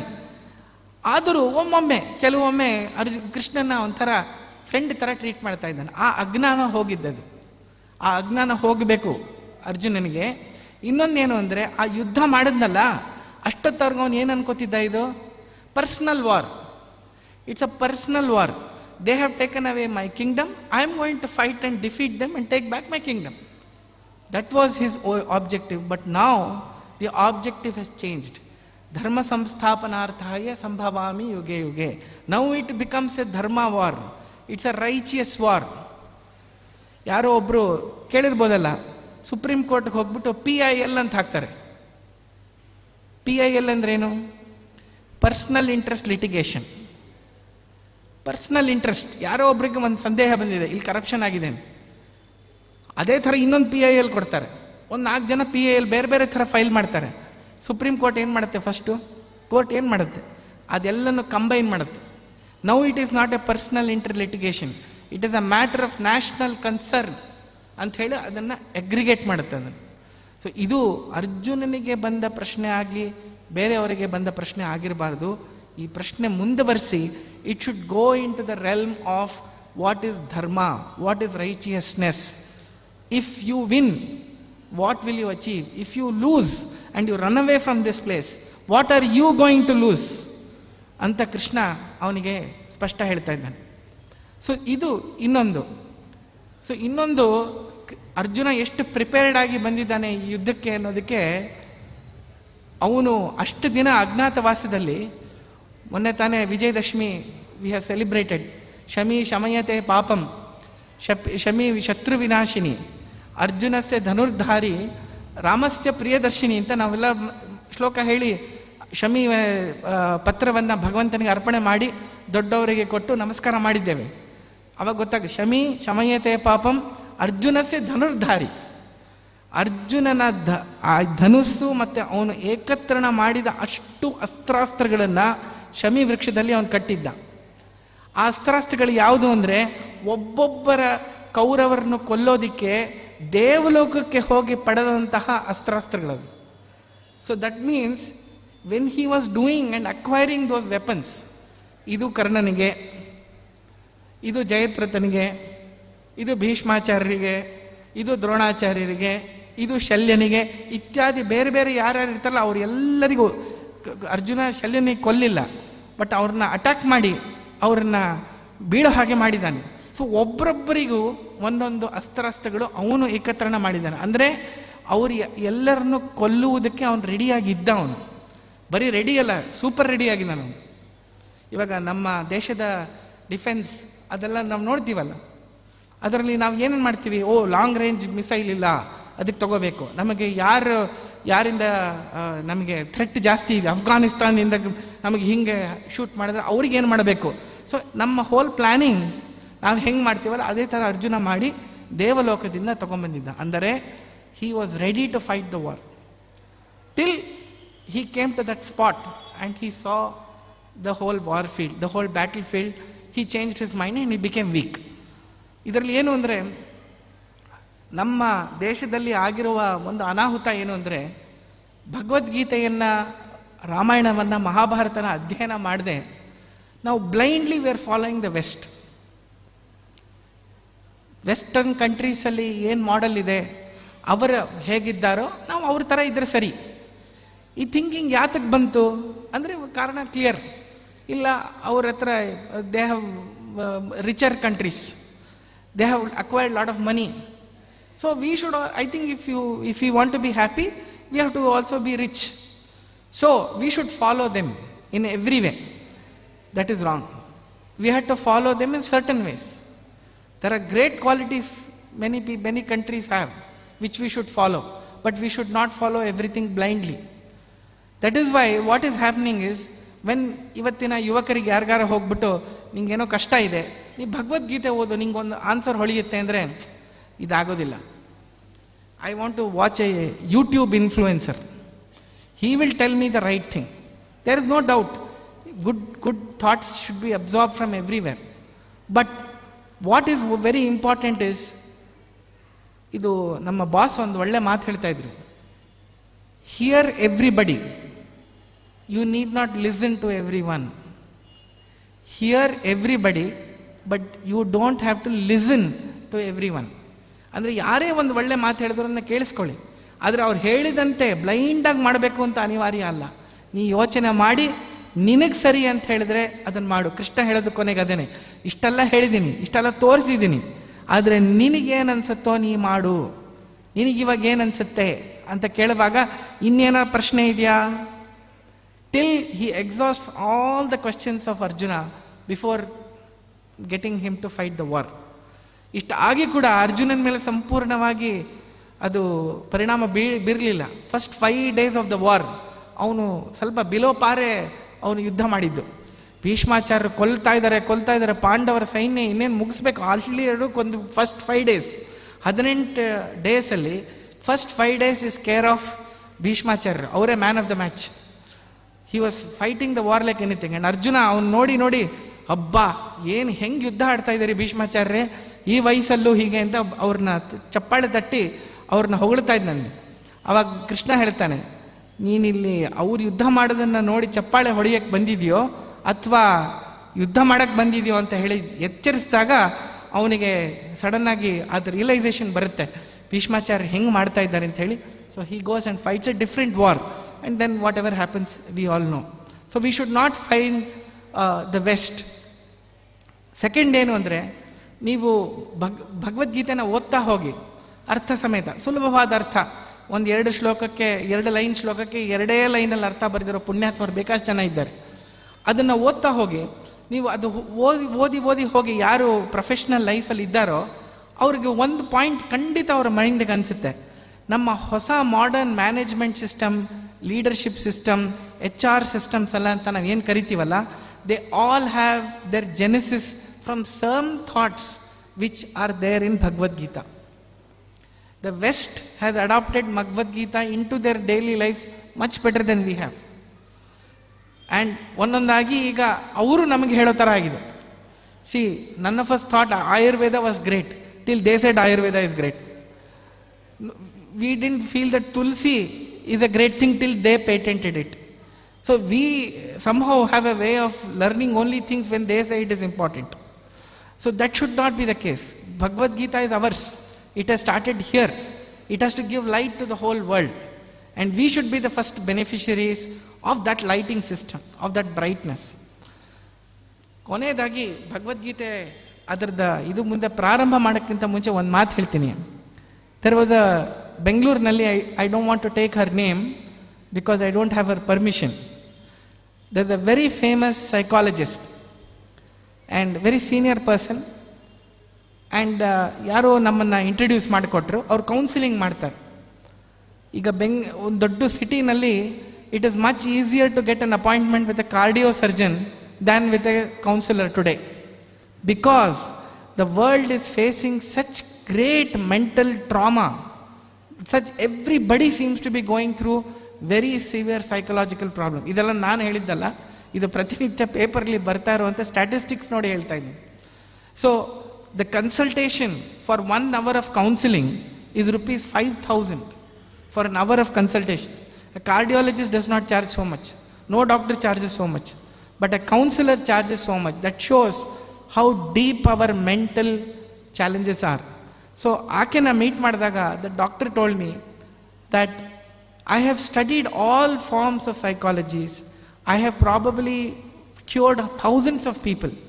But I feel that Adhyatma Gnana that we are going to have is a much better cure than what I have been practicing all my life. ಇದು ಅವರೇ ಹೇಳಿದ ಮಾತು. ಅಧ್ಯಾತ್ಮ ವಿದ್ಯೆಯಿಂದ ಬರುವ ಒಂದು ಸುಖ, ಒಂದು ಶಾಂತಿ, ಒಂದು ನೆಮ್ಮದಿ, ಒಂದು ಹೊಸ ರೀತಿಯಾಗಿ ಯೋಚನೆ ಮಾಡೋದನ್ನು ಬೇರೆ ಯಾವ ಸೈನ್ಸಲ್ಲೂ ಸಿಗೋದಿಲ್ಲ. ಇದು ಯಾರೋ ಹೇಳಿದ್ದಿದ್ರೆ ನಾವು ಏನೋ ಹೇಳ್ತಾರೆ ಅನ್ಬೋದಾಗಿತ್ತು. ಅವರಿಗೆ 70 ವರ್ಷ ದಾಟಿದೆ. ಅವರು ನಮ್ಮ ಬೆಂಗಳೂರಿನ ಊರಿನ ಮೊದಲನೇ ಕೌನ್ಸಿಲರ್ ಅವರೇ ಆಗಿದ್ವಿ. ಕೌನ್ಸಿಲಿಂಗ್ ಅಂತ ಶುರು ಮಾಡಿದ್ದೇ ಅವರು. ನಿಮ್ಮ ಹ್ಯಾಂಡ್ಸ್ ಸಂಸ್ಥೆಯಲ್ಲಿ ಅವರು ಅದನ್ನು ಪ್ರಾರಂಭ ಮಾಡಿ ಈಗ ಅನೇಕ ಜನರಿಗೆ ಅವರು ಅದನ್ನು ತಲುಪಿಸಿದ್ದಾರೆ.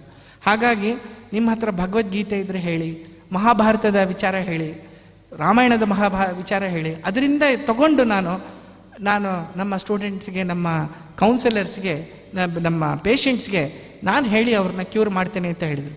ಅದು ಕೇಳಿ ನನಗೆ ಬಹಳ ರೋಮಾಂಚನ ಆಯಿತು. ಇನ್ನೊಂದು ನಾನು ಹೇಳಿದೆ, 2 ವರ್ಷ ಭಗವದ್ಗೀತೆ, ಗೀತಾ ಭಾಷ್ಯ ಮತ್ತು ಗೀತಾ ತಾತ್ಪರ್ಯದ ಹಿನ್ನೆಲೆ, ಅದರ ಜೊತೆ ಒಂದೊಂದಕ್ಕೂ ಷಟ್ಟಿಪ್ಪಣಿ ಅಂತ ಇದೆ. ಒಂದೊಂದು ಗೀತಾ ಭಾಷ್ಯಕ್ಕೆ 6 ಜನ, ಪದ್ಮನಾಭ ತೀರ್ಥರು, ನರಹರಿ ತೀರ್ಥರು ಮತ್ತು ಜಯತೀರ್ಥರು ಮತ್ತು ಅನೇಕ ಜ್ಞಾನಿಗಳು, ರಾಘವೇಂದ್ರ ಸ್ವಾಮಿಗಳು, ಇವರೆಲ್ಲ ಅದಕ್ಕೆ ಅರ್ಥ ಬರೆದಿದ್ದಾರೆ. ಅದೆಲ್ಲರ ಅರ್ಥವನ್ನು ಅಧ್ಯಯನ ಮಾಡುವ ಒಂದು ಸುಯೋಗ ನಮಗೆ ಬಂದಿತ್ತು. ಆವಾಗ ಅದನ್ನು ಓದ್ತಾ ಇರಬೇಕಾದ್ರೆ ಮೊದಲು 2 ತಿಂಗಳು ನನಗೆ ಏನು ಅನಿಸ್ಲಿಲ್ಲ. 2 ವರ್ಷ ನಡೀತದು. 2 ತಿಂಗಳು ಅವ್ರು ಹೇಳಿದ್ದನ್ನು ನಮ್ಮ ಗುರುಗಳು ಹೇಳಿ, ಡಾಕ್ಟರ್ ಶ್ರೀನಿಧಿ ಆಚಾರ್ಯ ಪ್ಯಾಟಿ ಅಂತ ಇದ್ದಾರೆ, ಅವರು ಪ್ರಸ್ತುತ ವ್ಯಾಸತೀರ್ಥ ವಿದ್ಯಾಪೀಠದ ಪ್ರಾಂಶುಪಾಲರಾಗಿದ್ದಾರೆ. ಅವರು ಹೇಳುವಾಗ ನನಗೆ ಫಸ್ಟ್ 2 ತಿಂಗಳು ಅವ್ರು ಹೇಳ್ತಾ ಇದ್ರು, ನಾನು ಕೇಳ್ತಾ ಇದ್ದೆ.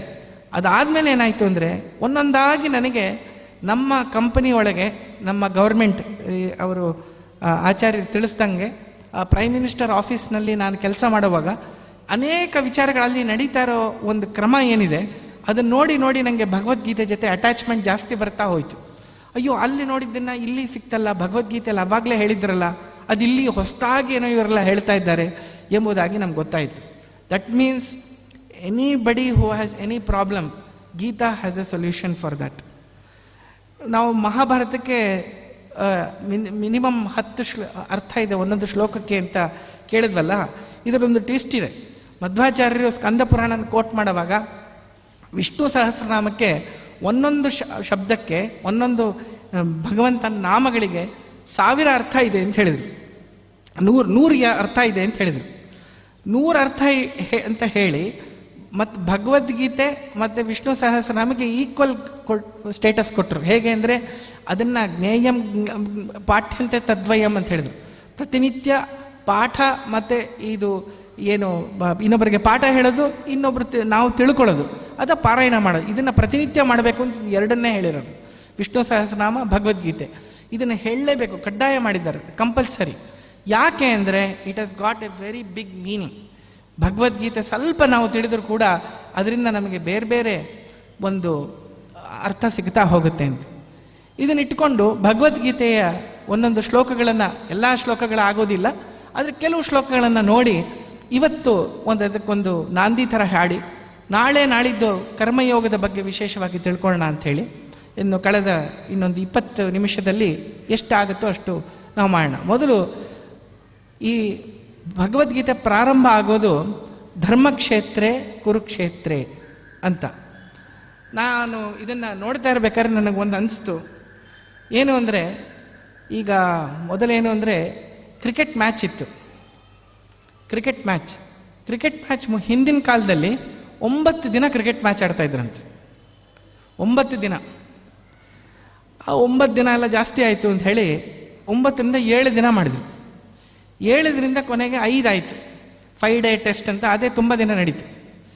5 ನೋಡ್ಲಿಕ್ಕಾಗಲ್ಲಪ್ಪ ಯಾರಿಗೂ ಅಂತ ಹೇಳಿ 1 ಡೇ ಇಂಟರ್ನ್ಯಾಷನಲ್ ಅಂತ ಮಾಡಿದ್ರು. ಈಗ ಅದು ಕಮ್ಮಿ ಮಾಡಿ T20 ಅಂತ ಮಾಡಿದ್ದಾರೆ. ಈಗ ಮೊದಲೇ ಯಾರೋ ಒಂದು ಜೋಕಾಗಿ ಹೇಳ್ತಾಯಿದ್ರು, ನಾಳೆ ಟಾಸ್ ಮಾಡಿಬಿಟ್ಟೆ ಡಿಸೈಡ್ ಮಾಡಿಬಿಡ್ತಾರೆ ಅನಿಸುತ್ತೆ ಯಾರು ಅಂತ. ಅದು ಆಡೋದು ಬೇಡ ಅಂದೆ, ಯಾಕೆಂದರೆ ಜನಕ್ಕೆ ನೋಡೋಕ್ಕೆ ವ್ಯವಧಾನ ಇಲ್ಲ. T20 ಮ್ಯಾಚ್ ಅಂದ.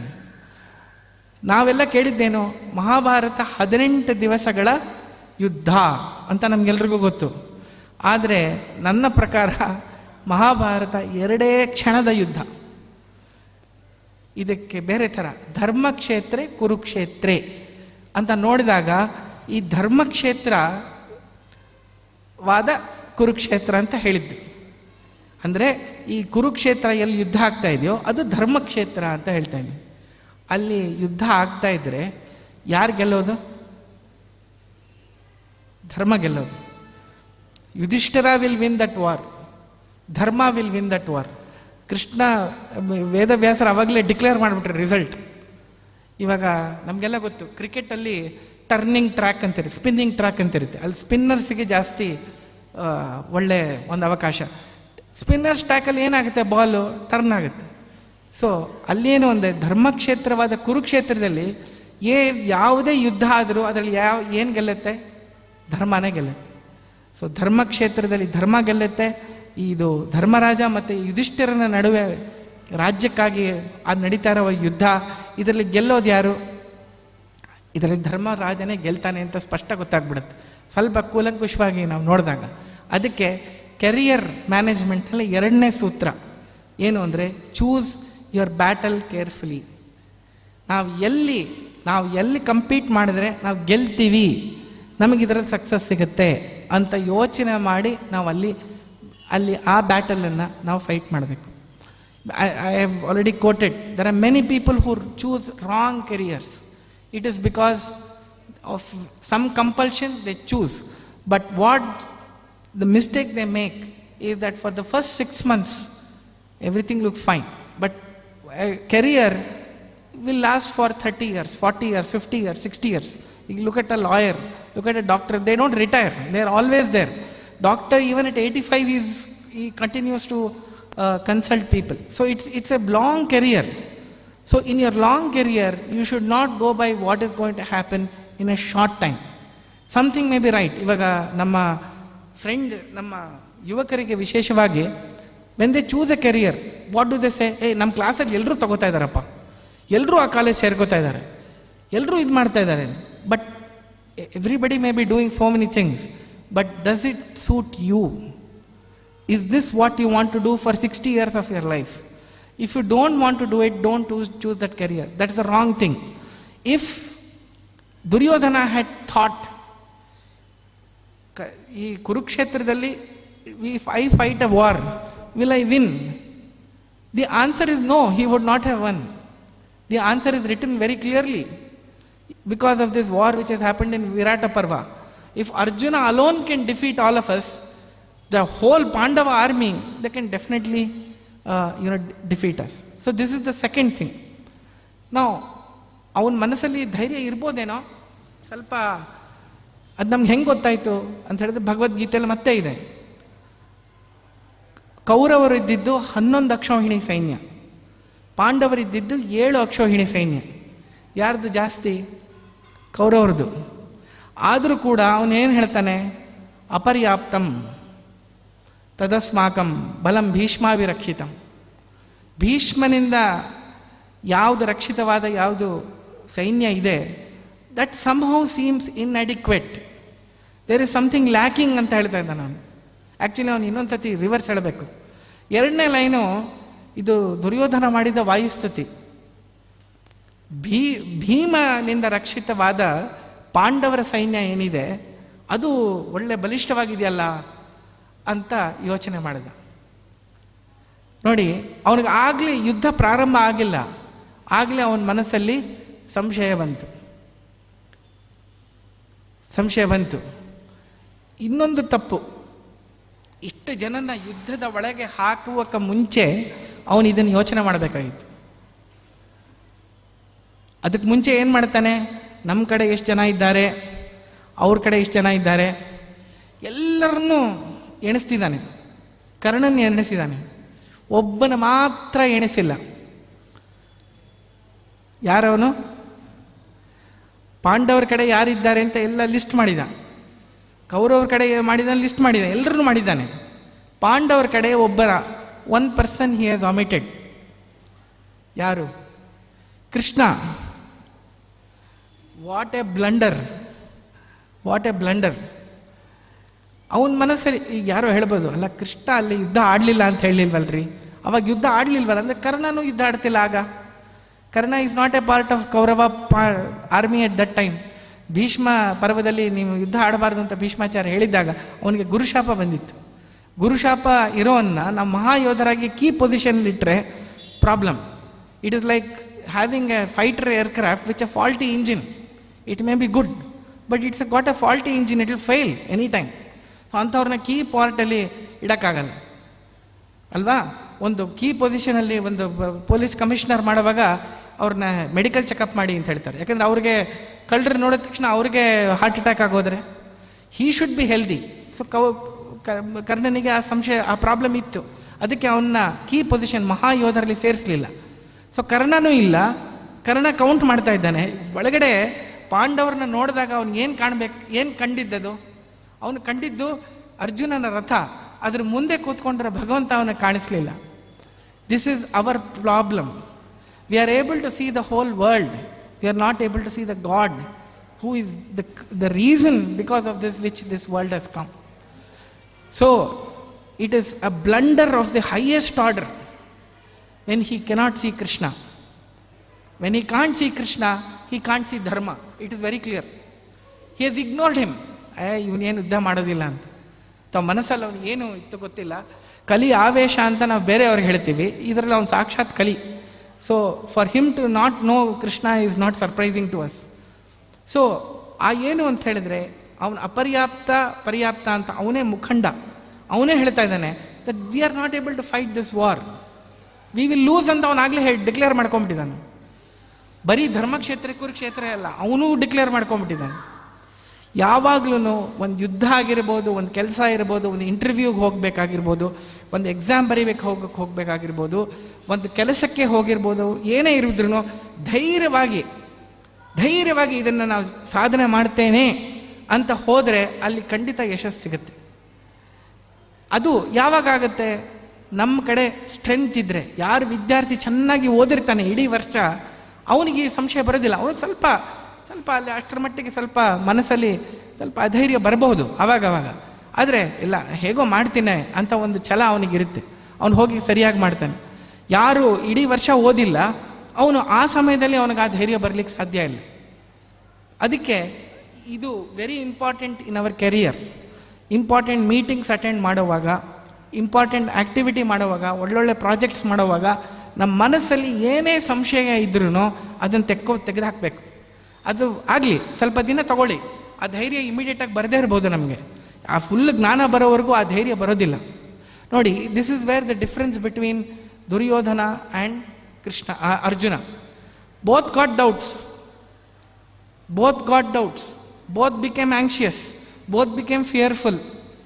ಹೃದಯನ್ ವ್ಯದಾರಯತ್, ಆ ಶಂಖಗಳು ಎಲ್ಲ ಮಾಡಿದಾಗ, ಊದಿದಾಗ, ಎಲ್ಲರೂ ಅವ್ರವ್ರ ಶಂಖಗಳನ್ನು ಊದಿದಾಗ ಕೌರವರಿಗೆ ಯಾತಕ್ಕೆ ಹೃದಯ ವ್ಯದಾರಯತೆ? ಇವನಿಗೆ ಯಾಕೆ ಹಂಗಾಗಬೇಕಾಗಿತ್ತು? ಯಾಕೆಂದರೆ ಇವನ ಮನಸ್ಸಲ್ಲಿ ಮಾರಲ್ ಸ್ಟ್ರೆಂತ್ ಇಲ್ಲ, ಆ ಧಾರ್ಮಿಕ ಶಕ್ತಿ ಇಲ್ಲ ಅವನಲ್ಲಿ. ನಾನು ಎಲ್ಲೋ ಒಂದು ತಪ್ಪು ಮಾಡಿದ್ದೇನೆ ಅಂತ ಶಕ್ತಿ ಒಂದು ಇರಬೇಕಾಗಿರೋ ಆ ಶಕ್ತಿ ಕುಂಠಿತ ಆಗಿದೆ. That is why he is diffident to fight that war. But Arjuna is also anxious, but you see the difference. Arjuna went to whom? He went to Krishna. He got Gita, and Yatra Yogeshwara Krishna, Yatra Partho Dhanurdharaha. This fellow went to Dronacharya. He went to his guru. But do you observe something? He never waited for the answer. In Bhagavad Gita, it is very clearly mentioned. He goes and tells Drona everything. And finally he says, Aparyaptam, we are not fit. I know all of you are going to fight, but we are not going to win this war. I am not confident. And Dronacharya would have given him some answer. He doesn't wait for him. He just walks off. That is the third lesson in for us. Whenever we are faced with a situation, we have to wait till we get the answer. Till we have solved the problems, we cannot go ahead and win the war. ಈಗ let us say ಕಾರಲ್ಲಿ ಎಲ್ಲ ಹೋಗ್ತಾ ಇರ್ತಾರೆ, car ಕೆಟ್ಟೋಗುತ್ತೆ, engine suddenly stops working. ನಾವೇನು ಮಾಡ್ತೀವಿ ಅವಾಗ? Mechanic ಹತ್ರ ಹೋಗ್ತೀವಿ. ಮೆಕ್ಯಾನಿಕ್ ಏನು ಹೇಳ್ತಾನೆ? ಇಂಜಿನ್ ಫೇಲ್ ಆಗೋದಕ್ಕೆ ಬೇರೆ ಬೇರೆ ಕಾರಣಗಳಿರುತ್ತೆ ಸರ್, ನಾನು ನೋಡಿ ಹೇಳ್ತೀನಿ ಅಂತ ಹೇಳ್ತಾನೆ. ಪರೀಕ್ಷೆ ಮಾಡಿ ಅದನ್ನು ನಿಧಾನಕ್ಕೆ ನೋಡಿ ಎಲ್ಲಿ ತಪ್ಪಿದೆ ಅದನ್ನು ಎಲ್ಲಿ ತಿಳ್ಕೊಂಡು ಸರಿ ಮಾಡಿದ್ರೆ ಆ ಕಾರ್ ಮತ್ತೆ ವರ್ಕ್ ಆಗುತ್ತೆ. ಅದೇ ಥರ ನಮ್ಮ ಮನಸ್ಸಲ್ಲಿ ಯಾವುದೇ ಸಂಶಯ, ಯಾವುದೇ ಭಯ ಏನೇ ಇದ್ದರೂ ಅದಕ್ಕೆ ಪರಿಹಾರ ಮಾಡುವಂಥ ಭಗವಂತನ ಕಡೆ. ಅಂದರೆ ಇವಾಗ ಭಗವಂತ ಇಲ್ಲ ಅಂದರೆ our Gita is there, Bhagavata is there, Swamiji has spoken about it. All these granthas are meant to clarify our doubts. ನೀವು ಯಾವುದೇ ಧಾರ್ಮಿಕ ಗ್ರಂಥ ತೆಗೆದು ನೋಡಿ, ಅದರಲ್ಲಿ ಬರೋದು ಏನು? ಫಸ್ಟು ಯಾರೋ ಒಬ್ಬರು ಪ್ರಶ್ನೆ ಕೇಳ್ತಾ ಇದ್ದಾರೆ, ಅದಕ್ಕೆ ಯಾರೋ ಉತ್ತರ ಕೊಡ್ತಾ ಇದ್ದಾರೆ. ಬೇರೆ ಬೇರೆ ಗ್ರಂಥಗಳಲ್ಲಿ ಬೇರೆ ಬೇರೆದು ಪ್ರಶ್ನೆ ಹೇಳೋರು ಬೇರೆ ಬೇರೆ ಆಗಿರ್ಬೋದು, ಬಟ್ ಎಲ್ಲ ಪ್ರಶ್ನೆ ಅದೇನೆ. ವಿಷ್ಣು ಸಹಸ್ರನಾಮ ಕೋ ಧರ್ಮ ಸರ್ವಧರ್ಮಾಣಾಂ ಧರ್ಮೋಧಿಕತಮೋ ಮತಃ. ಉಪನಿಷತ್, ಕೇನೋಪನಿಷತ್ ಅಂತಲೇ ಅದರ ಹೆಸರು. ಕೇನಿಂದ ಪ್ರಾರಂಭ ಆಗಿರೋದನ್ನೇ ಎಲ್ಲ ಉಪನಿಷತ್ತುಗಳು ಷಟ್ ಪ್ರಶ್ನೋಪನಿಷತ್ ಅಂತಲೇ ಅದಕ್ಕೆ ಹೆಸರು. ಪ್ರತಿ ಒಂದು ಪ್ರಶ್ನೆ ಇದೆ, ಅದಕ್ಕೆ ಬೇಕಾದ ಒಂದು ಧಾರ್ಮಿಕ ಉತ್ತರ ಇದೆ. ಹಾಗಾಗಿ ನಮ್ಮ ಯಾವುದೇ ಪ್ರಶ್ನೆಗೂ ಉತ್ತರ ನಮ್ಮ ಶಾಸ್ತ್ರಗಳಲ್ಲಿ ಇದೆ ಅಂತ ಫಸ್ಟ್ ನಂಬಿಕೆ ನಮಗೆ ಬರಬೇಕು. ಅದಕ್ಕೆ ಅಲ್ಲಿವರೆಗೂ ನಾವಿರಬೇಕು. ಇನ್ನೊಂದೇನು ಅಂದರೆ, ಮುಂದೆ ಏನು ಮಾಡ್ತಾನೆ ಅಂದರೆ, ಅವನು ಹೇಳ್ತಾನೆ, 2 ಸೇನೆಗಳ ಮಧ್ಯೆ ನನ್ನ ನಿಲ್ಲಿಸು. ಇದರಲ್ಲೂ ವೆರಿ ಇಂಪಾರ್ಟೆಂಟ್ ಕೆರಿಯರ್ ಟಿಪ್ ಏನು ಅಂದರೆ, ಒಂದೊಂದು ಸತಿ ನಮಗೆ ಒಂದು ಗೊಂದಲದಲ್ಲಿ ಸಿಕ್ಕಾಕೊಂಡಿರುವಾಗ ಅದರಿಂದ ಪರಿಹಾರ ಆಗೋದು ತುಂಬ ಕಷ್ಟ. ಅದರಿಂದ ಹೊರಗಡೆ ಬರೋದು ಹೇಗೆ ಅಂತ ಗೊತ್ತಾಗೋದಿಲ್ಲ. ಅವಾಗೇನು ಅಂದರೆ, for some time you have to move away from the problem. ಅವನು ಪಾಂಡವರ ಕಡೆ ನಿಂತಿದ್ದ, ಪಾಂಡವರ ಕಡೆ ನಿಂತ್ಕೊಂಡೆ ಅವನು ಇದ್ರ ಬಗ್ಗೆ ಯೋಚನೆ ಮಾಡಿದ್ದಿದ್ರೆ ಅವನಿಗೆ ಪಾಂಡವರು ಕಾಣಿಸ್ತಾನೆ ಇರಲಿಲ್ಲ. ಅವನು ಹಂಗೆ ಮಾಡಲಿಲ್ಲ. ಅವನು 2 ಸೇನೆಗಳ ಮಧ್ಯೆ ಬಂದು ನಿಂತ್ಕೊಂಡು 2 ಸೇನೆಗಳನ್ನು ನೋಡಿ ತನ್ನ ಪ್ರಶ್ನೆಗಳನ್ನು ಕೇಳಿದ. ಹಂಗಾರೆ he wanted to be away from both the places. ನೋಡಿ ಎಷ್ಟು ಚೆನ್ನಾಗಿ ಪ್ರಶ್ನೆ ಕೇಳಿದಾನೆ. ಪ್ರಶ್ನೆ ಹೆಂಗೆ ಕೇಳಬೇಕು ಅಂದರೆ ಅರ್ಜುನನಿಂದ ಕಲಿಬೇಕು, ಉತ್ತರ ಹೆಂಗೆ ಕೊಡಬೇಕು ಅನ್ನೋದನ್ನು ಕೃಷ್ಣ ಕೊಟ್ಟಿದ್ದಾನೆ. ನಾವು ಆ ಥರ ಆಗಲಿಕ್ಕಾಗಲ್ಲ. ಆದರೆ ಅರ್ಜುನನ ಪ್ರಶ್ನೆಯ ರೀತಿಗಳೇ ಬಹಳ ಚೆನ್ನಾಗಿದೆ. ಇದು ಎಷ್ಟೋ ಜನ ಈ ಅರ್ಜುನ ವಿಷಾದ ಯೋಗ ಅನ್ನೋದನ್ನು ಓದೋದಿಲ್ಲ. ಅದು ಅನೇಕ ಕ್ರಮಗಳಲ್ಲೂ ಬಂದಿಲ್ಲ. ಅದು ಏನೋ ಹೇಳ್ಕೊಂಡು ಹೋಗಿದ್ದಾನೆ, ಅವನಿಗೇನೋ ಸ್ವಲ್ಪ ಬೇಜಾರಾಗಿದೆ, ಅದನ್ನೇ ಹೇಳ್ಕೊಂಡಿದ್ದಾನೆ. ಹಾಗಲ್ಲ, ಅಲ್ಲೂ ಕೂಡ ತುಂಬ ಆಧ್ಯಾತ್ಮಿಕ ಸಂದೇಶಗಳು ನಮಗೆ ಸಿಗುತ್ತೆ. ಯಾವುದೇ ಒಂದು ಪ್ರಾಬ್ಲಮನ್ನು ಸಾಲ್ವ್ ಮಾಡಬೇಕಾದ್ರೆ ಆ ಪ್ರಾಬ್ಲಮಲ್ಲಿ ಇದ್ದು ಸಾಲ್ವ್ ಮಾಡಲಿಕ್ಕಾಗೋಲ್ಲ. ಒಬ್ಬರು ನಮ್ಮ ಪೂಜ್ಯ ಗುರುಗಳಿದ್ದರು, ಬಾಳೆಗಾರ್ ಶ್ರೀನಿವಾಸಾಚಾರ್ಯ ಅಂತ, ಅವೆಲ್ಲ ಕೇಳಿರ್ಬೋದು, ಭಾಳ ಚೆನ್ನಾಗಿ ಪ್ರವಚನ ಮಾಡ್ತಾಯಿದ್ರು. ಅವರು ಒಂದು ಮಾತು ಹೇಳೋರು, ಈ ನಾವೆಲ್ಲ ನಮ್ಮ ಜೀವನ ಹೇಗೆ ಅಂದರೆ ಈ ಉಪ್ಪಿನಕಾಯದ ಹುಳ ಹಾಗೆ. ಈ ಉಪ್ಪಿನಕಾಯದ ಹುಳ ಬಂದ್ಬಿಡುತ್ತೆ ಒಂದೊಂದ್ಸತಿ. ಆ ಹುಳಕ್ಕೆ ನಾನು ಉಪ್ಪಲ್ಲಿ ಬಿದ್ದಿದ್ದೀನ, ಖಾರದಲ್ಲಿ ಬಿದ್ದೀನ, ಸಿಹಿಲಿ ಬಿದ್ದೀನ ಅಂತಲೇ ಗೊತ್ತಿಲ್ಲ. ಅದಕ್ಕೆ ನಮ್ಮ ಪರಿಸ್ಥಿತಿ ಹಾಗೆ ಆಗಿದೆ. ಆ ಪ್ರಾಬ್ಲಮ್ ಒಳಗಡೆ ನಾವು ಆ ಜಂಜಾಟದಲ್ಲಿ ಎಷ್ಟು ಸಿಕ್ಕಾಕೊಂಡ್ಬಿಟ್ಟಿದ್ದೀವಿ ಅಂದರೆ ನಮ್ಗೆ ಅದರ ಪರಿಹಾರ ಹೊಡೆಸೋಕ್ಕೆ ಸಾಧ್ಯನೇ ಇಲ್ಲ. ಅದಕ್ಕೆ ಅರ್ಜುನನಿಂದ ಕೃಷ್ಣನಿಂದ ಕಲಿಬೇಕಾದ ಇನ್ನೊಂದು ಪಾಠ ಏನು ಅಂದರೆ, ನಮ್ಮ ಜೀವನದ ಯಾವುದೇ ಸಮಸ್ಯೆ ಬೇಕಾದರೂ ಅದರಿಂದ ಫಸ್ಟ್ ದೂರ ಹೋಗಿ, we have to go objectively, we have to move away from that. ಇನ್ನೊಂದು ಏನು ಅಂದರೆ, ಸಂಜಯ ಒಂದು ಹೇಳ್ತಾನೆ, ಅದು ಮುಂದೆ ಇನ್ನೊಂದು ಶ್ಲೋಕದಲ್ಲೂ ಬರುತ್ತೆ. ನಾವು ಇಷ್ಟೊತ್ತು ಕೇಳಿದ್ವಲ್ಲ, ಅರ್ಜುನ ಪ್ರಶ್ನೆ ಕೇಳಿದ, ಅದಕ್ಕೆ ಕೃಷ್ಣ ಉತ್ತರ ಕೊಟ್ಟ ಅಂತ. ಅರ್ಜುನನಿಗೆ ಭಗವದ್ಗೀತೆಯಲ್ಲಿ ಬೇರೆ ಬೇರೆ ಹೆಸರುಗಳಿದೆ. ಅದರಲ್ಲಿ ಅರ್ಜುನನಿಗೆ ಏನಂತ ಹೆಸರು ಅಂದರೆ ಗುಡಾಕೇಶ ಅಂತ ಒಂದು ಹೆಸರು, ಕೃಷ್ಣನಿಗೆ ಋಷಿಕೇಶ ಅಂತ ಹೆಸರಿಟ್ಟಿದ್ದಾರೆ. ಅದು ಅಲ್ಲಿ ಉಪಯೋಗಿಸಿರೋದು. ಬಟ್ ನೀವು ನೋಡಿ, ಅದನ್ನು ಕೇರ್ಫುಲ್ಲಾಗಿ ಓದಿ, ಆ ಅರ್ಥ ಭಗವಂತನ ಯಾವ ನಾಮ ಹೇಳಿದಾರಲ್ಲ ಆ ಉತ್ತರಕ್ಕೂ ಆ ಪ್ರಶ್ನೆಗೂ ತುಂಬ ಕ್ಲೋಸ್, ಆ ಹೆಸರಿನ ಅರ್ಥಕ್ಕೂ ಕನೆಕ್ಷನ್ ತುಂಬ ಹತ್ತಿರ ಇದೆ. ಇಲ್ಲಿ ಎಷ್ಟೋ ಜನ ಕೇಳೋದುಂಟು, ಅಲ್ಲ ಭಗವದ್ಗೀತೆ 700 ಶ್ಲೋಕ, ಇದನ್ನು ಅಷ್ಟು ಬೇಗ ಅವನು ಹೇಳಿ ಇಷ್ಟು ಬೇಗ ಇವನಿಗೆ ಅರ್ಥ ಆಗೋಯ್ತಾ? ಅದು ಹೇಗೆ ಸಾಧ್ಯ? ನಾವು ಇಷ್ಟು ಸತಿ ಓದಿ ನಮ್ಗೆ ಇನ್ನೂ ಅರ್ಥ ಆಗಿಲ್ವಲ್ಲ? ಇಷ್ಟು ಡೀಟೇಲಾಗಿ, ಇಷ್ಟು ತಾತ್ಪರ್ಯ, ಇಷ್ಟು ಭಾಷ್ಯಗಳು, ಇಷ್ಟು ವ್ಯಾಖ್ಯಾನಗಳು ಇಟ್ಕೊಂಡು ನಮ್ಗೆ ಅರ್ಥ ಆಗ್ತಾ ಇಲ್ಲ. ಆದರೆ ಅವನಿಗೆ ಹೆಂಗೆ ಅರ್ಥ ಆಯಿತು ಅಂತ ಹೇಳೋದಕ್ಕೆ ಎಷ್ಟೋ ಜನ ಅರ್ಜುನನ ಅಧಮಾಧಿಕಾರಿ ಅಂತ ಹೇಳಿಬಿಟ್ರು. ಏನು ಅಂದರೆ ಅವನಿಗೆ ಅಧಿಕಾರನೇ ಇಲ್ಲ, ಈ ಥರ ಪ್ರಶ್ನೆ ಕೇಳಲೇಬಾರ್ದು, ಇನ್ವ್ಯಾಲಿಡ್ ಕ್ವೆಶ್ಚನ್ಸ್ ಅಂತ. ಇನ್ವ್ಯಾಲಿಡ್ ಕ್ವೆಶ್ಚನ್ಸ್ ಅಲ್ಲ, ಶ್ರೀಮದ್ ಆಚಾರ್ಯರೊಬ್ಬರೇ ಅರ್ಜುನನ ಉತ್ತಮಾಧಿಕಾರಿ ಅಂತ ಸ್ಪಷ್ಟ ಹೇಳ್ತಾ ಇದ್ದಾರೆ. ಅವ್ನು ಕೇಳೋದ್ರಲ್ಲಿ ತಪ್ಪೇನಿದೆ ಅಂತ ಹೇಳ್ತಾ ಇದ್ದಾರೆ. ಅವ್ನು ಕೇಳ್ತಿರೋ ಪ್ರಶ್ನೆ ಕರೆಕ್ಟೇನೆ. ಅವ್ರು ಅಂಥಂಥ ದೊಡ್ಡ ಗುರುಗಳು, ಅಂಥಂಥ ದೊಡ್ಡವ್ರನ್ನ ನಾವು ಸಾಯಿಸ್ಬೋದಾ ಅಂತ ಕೇಳೋ ಪ್ರಶ್ನೆ ತಪ್ಪಾದ ಪ್ರಶ್ನೆನಾ? ಅದು ಸರಿಯಾದ ಪ್ರಶ್ನೆನೇ. ಆದರೆ ತನ್ನ ಕರ್ಮದಿಂದ ಅವನು ವಿಮುಖನಾಗ್ತಾ ಇದ್ದಾನೆ, ಅದು ಅವನು ತಪ್ಪು. ಅದನ್ನು ಕೃಷ್ಣ ಸರಿಪಡಿಸ್ತಾನೆ. ಪ್ರಶ್ನೆ ಕರೆಕ್ಟೇ, ಪ್ರಶ್ನೆ ಬರೋದು ಸಹಜನೇ. ಅವನದನ್ನು ಜ್ಞಾನಿಯಾಗಿ ಕೂಡ ಕೇಳಿದ್ದಾನೆ. ಈಗ ಗುಡಾಕೇಶ ಅಂತ ಹೇಳಿದ್ರೆ ಸಾಮಾನ್ಯವಾಗಿ ಗುಡಾಕೇಶ ಅಂತ ಸಂಸ್ಕೃತದಲ್ಲಿ ಅರ್ಥ ಗುಂಗುರು ಗುಂಗುರು ಕೂದಲಿರೋವನು ಅಂತ, ಕರ್ಲಿ ಹೇರ್ ಅಂತಾರಲ್ಲ, ಅರ್ಜುನ್ಗೆ ಕರ್ಲಿ ಹೇರ್ ಇತ್ತು ಅಂತ. ಅದು ನಿಜಾನೇ, ಅದು ಮಹಾಭಾರತದಲ್ಲೂ ಬರುತ್ತೆ. ಕೃಷ್ಣ ಋಷಿಕೇಶ, ಅದಕ್ಕೆ ಗುಂಗುರು ಗುಂಗುರು ಕೂದಲಿರೋವನೇ ಅಂತ ಬರೆದ್ಬಿಟ್ಟಿದ್ದಾರೆ. ಅದಕ್ಕೆ ಆಚಾರ್ಯರನ್ನು ಸ್ಪಷ್ಟಪಡ್ತಾರೆ, ಹಾಗಲ್ಲ. ಇವನು ನಮ್ಮ ಅರ್ಜುನನಿಗೆ ಏನು ಅಂದರೆ ಅವನಿಗೆ ನಿದ್ದೆಯನ್ನು ಗೆದ್ದವನು ಅಂತ ಅರ್ಥ. ನಿದ್ದೆಯನ್ನು ಗೆದ್ದವನು, ಅವನಿಗೆ ನಿದ್ದೆನೇ ಬರ್ತಿರ್ಲಿಲ್ಲ. ಅವನಿಗೆ ಬೇಕಾಗಿದ್ದಿದ್ರೆ ನಿದ್ದೆ ಮಾಡ್ದೇ ಎಚ್ಚರವಾಗಿರುವಂಥ ಒಂದು ಸಾಮರ್ಥ್ಯ ಅರ್ಜುನಿಗಿತ್ತು. ಅಂಥ ವಿಶೇಷ ಧನುರ್ಧಾರಿ ಅವನು.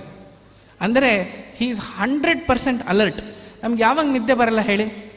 ಮನಸ್ಸು ಆ್ಯಕ್ಟಿವ್ ಆಗಿದ್ದಾಗ ನಿದ್ದೆ ಬರಲ್ಲ. ನಾವು ಹೇಳ್ತೀವಿ ಅಲ್ಲ, ಮನಸ್ಸಿಗೆ ಚಿಂತೆ ಇದ್ರೂ ನಿದ್ದೆ ಬರಲ್ಲ ರೀ ಅಂತ.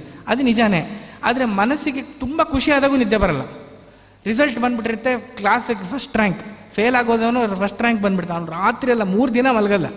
ಯಾಕೆಂದರೆ ಮಲಗಿದ್ರೆ ಎಷ್ಟು ಆ ಕ್ಷಣಗಳು, ಆನಂದದ ಆ ಕ್ಷಣಗಳು ಹೊಟ್ಟೋಗುತ್ತೋ ಅಂಥೇಳಿ ರಾತ್ರಿಯೆಲ್ಲ ಇದ್ದಿರ್ತಾನೆ. ಯಾವುದೋ ಒಂದು ಫಿಲ್ಮ್ ನೋಡ್ಕೊಂಬಂದ್ಬಿಡ್ತಾರೆ ಈ ಹುಡುಗರು, ರಾತ್ರಿಯೆಲ್ಲ ನಿದ್ದೆ ಇಲ್ಲ. ಯಾಕೆಂದರೆ ಆ ಸಂತೋಷದಿಂದ ಬರುತ್ತೆ. ಸೊ ಅಲರ್ಟಾಗಿರೋ ಒಂದು ಮೈಂಡಲ್ಲಿ, ಅದಕ್ಕೆ ಅವನಿಗೆ ಗುಡಾಕೇಶ. ಋಷಿಕೇಶ ಅಂತ ಯಾಕೆ ಹೇಳಿದ್ರು? ಅವನು ಎಲ್ಲ ನಮ್ಮ ಇಂದ್ರಿಯಗಳನ್ನು ಅವನು ನಿಯಮನ ಮಾಡ್ತಾ ಇದ್ದಾನೆ, ಅದಕ್ಕೆ ಅವನು ಋಷಿಕೇಶ. ಸೊ ಇವ್ರು ಯಾರೋ ಒಂದು ಕ್ವಶನ್ ಕೇಳಿದ್ದು ಇನ್ಯಾರೋ ಆನ್ಸರ್ ಕೊಟ್ಟಿದ್ರೆ ನಮಗೆ ಈ ಪ್ರಶ್ನೆಗಳೆಲ್ಲ ಕೊಡ್ತಾ ಇತ್ತು. ಆದರೆ ಈಗ ಹೇಳ್ತಾ ಇರೋನು ಫುಲ್ ಅಲರ್ಟ್ನೆಸ್ಸಿಂದ ಕೇಳ್ತಾ ಇರೋ ಅರ್ಜುನ, ಅವನು ಫುಲ್ ಕೆಪಾಸಿಟಿ ಇಟ್ಕೊಂಡು ಹೇಳ್ತಾ ಇರೋನು ಕೃಷ್ಣ. ಅವನ ಇಂದ್ರಿಯ ನಿಗ್ರಹ ಮಾಡ್ತಾ ಇರೋನೇ ಕೃಷ್ಣ. ಇವನಿಗೆ ಅರ್ಥ ಆಗಲಿ, ಇವನು ಅದನ್ನು ಕೇಳಿ ತಿಳಿದು ಮುಂದೆ ಮರಿಬೇಕು ಅನ್ನೋದೇ ಅವನ ಉದ್ದೇಶ. ಇದನ್ನು ಫುಲ್ಲಾಗಿ ಚೆನ್ನಾಗಿ ಕೇಳಬೇಕು ಅನ್ನೋದೇ ಅರ್ಜುನನ ಉದ್ದೇಶ. ಹಾಗಾಗಿ ಉತ್ತಮ ಗುರು, ಉತ್ತಮ ಶಿಷ್ಯ ಇಬ್ಬರು ಸೇರಿರುವಾಗ ಈ ಥರ ವಿಶೇಷ ಒಂದು ಪ್ರೌಢ ಗ್ರಂಥ ಸ್ಟಾರ್ಟ್ ಆಗಿರೋದು ಏನೋ ಒಂದು ಆಶ್ಚರ್ಯವಾದ ವಿಚಾರ ಅಲ್ಲ. ಹೀಗಾಗಿ ನಾವು ಇವತ್ತಿನ ಪ್ರವಚನದಲ್ಲಿ ಕೆಲವು ವಿಚಾರಗಳನ್ನು ಕೇಳಿದೆವು. ಇದಕ್ಕೆ ಸ್ವಲ್ಪ ಪೀಠಿಕೆ ಕೊಡಬೇಕಾಗಿತ್ತು, ಅದಕ್ಕೆ ನಾನು ಕೊಟ್ಟಿದ್ದೇನೆ. ಮುಂದೆ ಕೆಲವು ಈ ಸೂಕ್ತಗಳು ನಾನು ಏನು ಇವತ್ತು 2-3 ಹೇಳಿದೆ, ಅದನ್ನು ಕೊನೆಯ ದಿನ ಎಲ್ಲ ಸಮರೈಸ್ ಮಾಡಿ ಮತ್ತೆ ಹೇಳ್ತೇನೆ. ನಮ್ಮ ಇಡೀ ಲೈಫಲ್ಲಿ ಸ್ಟೂಡೆಂಟ್ ಆಗಿರ್ಬೋದು, ಒಂದು ಪ್ರೊಫೆಷ್ನಲ್ ಆಗಿರ್ಬೋದು, ಒಂದು ಹೋಮ್ ಮೇಕರ್ ಆಗಿರ್ಬೋದು, ಯಾರೇ ಒಂದು ಗೃಹಸ್ಥ, ಒಬ್ಬ ಗೃಹಿಣಿ, ಒಬ್ಬ ಒಳ್ಳೆ ತಂದೆ, ಒಳ್ಳೆ ತಾಯಿ ಆಗಬೇಕಾದ್ರೂ ಭಗವದ್ಗೀತೆ ಅದಕ್ಕೆ ಮಾರ್ಗದರ್ಶನ ನೀಡುತ್ತೆ ಅಂಥೇಳಿ ಇವತ್ತಿನ ಪ್ರವಚನವನ್ನು ಕೃಷ್ಣಾರ್ಪಣಮಸ್ತು ಅಂತ ಹೇಳ್ತಾ ಇದ್ದೇನೆ. ಸರ್ವೇಂದ್ರಿಯ ಪ್ರೇರಕೇಣ ಶ್ರೀ ಪ್ರಾಣಪತಿರೇರಿತಃ ಯದವೋಚಮಹಂ ತೇನ ಪ್ರಿಯತಾಂ ಕಮಲಾಲಯ. Bhagavad Gita messages to enhance professional lives ಎನ್ನುವ ವೃತ್ತಿ ಜೀವನದಲ್ಲಿ ಭಗವದ್ಗೀತೆಯ ಸಂದೇಶ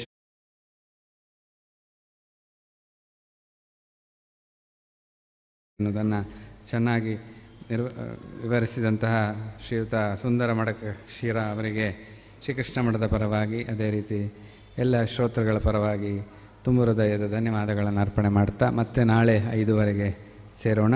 ನಾಳೆ ನಾಡಿದ್ದು 2 ದಿನ ಅವರ ಉಪನ್ಯಾಸ ಹೀಗೆ ಮುಂದುವರಿಯಲಿದೆ. ಶ್ರೋತೃಗಳಿಗೂ ಧನ್ಯವಾದಗಳು.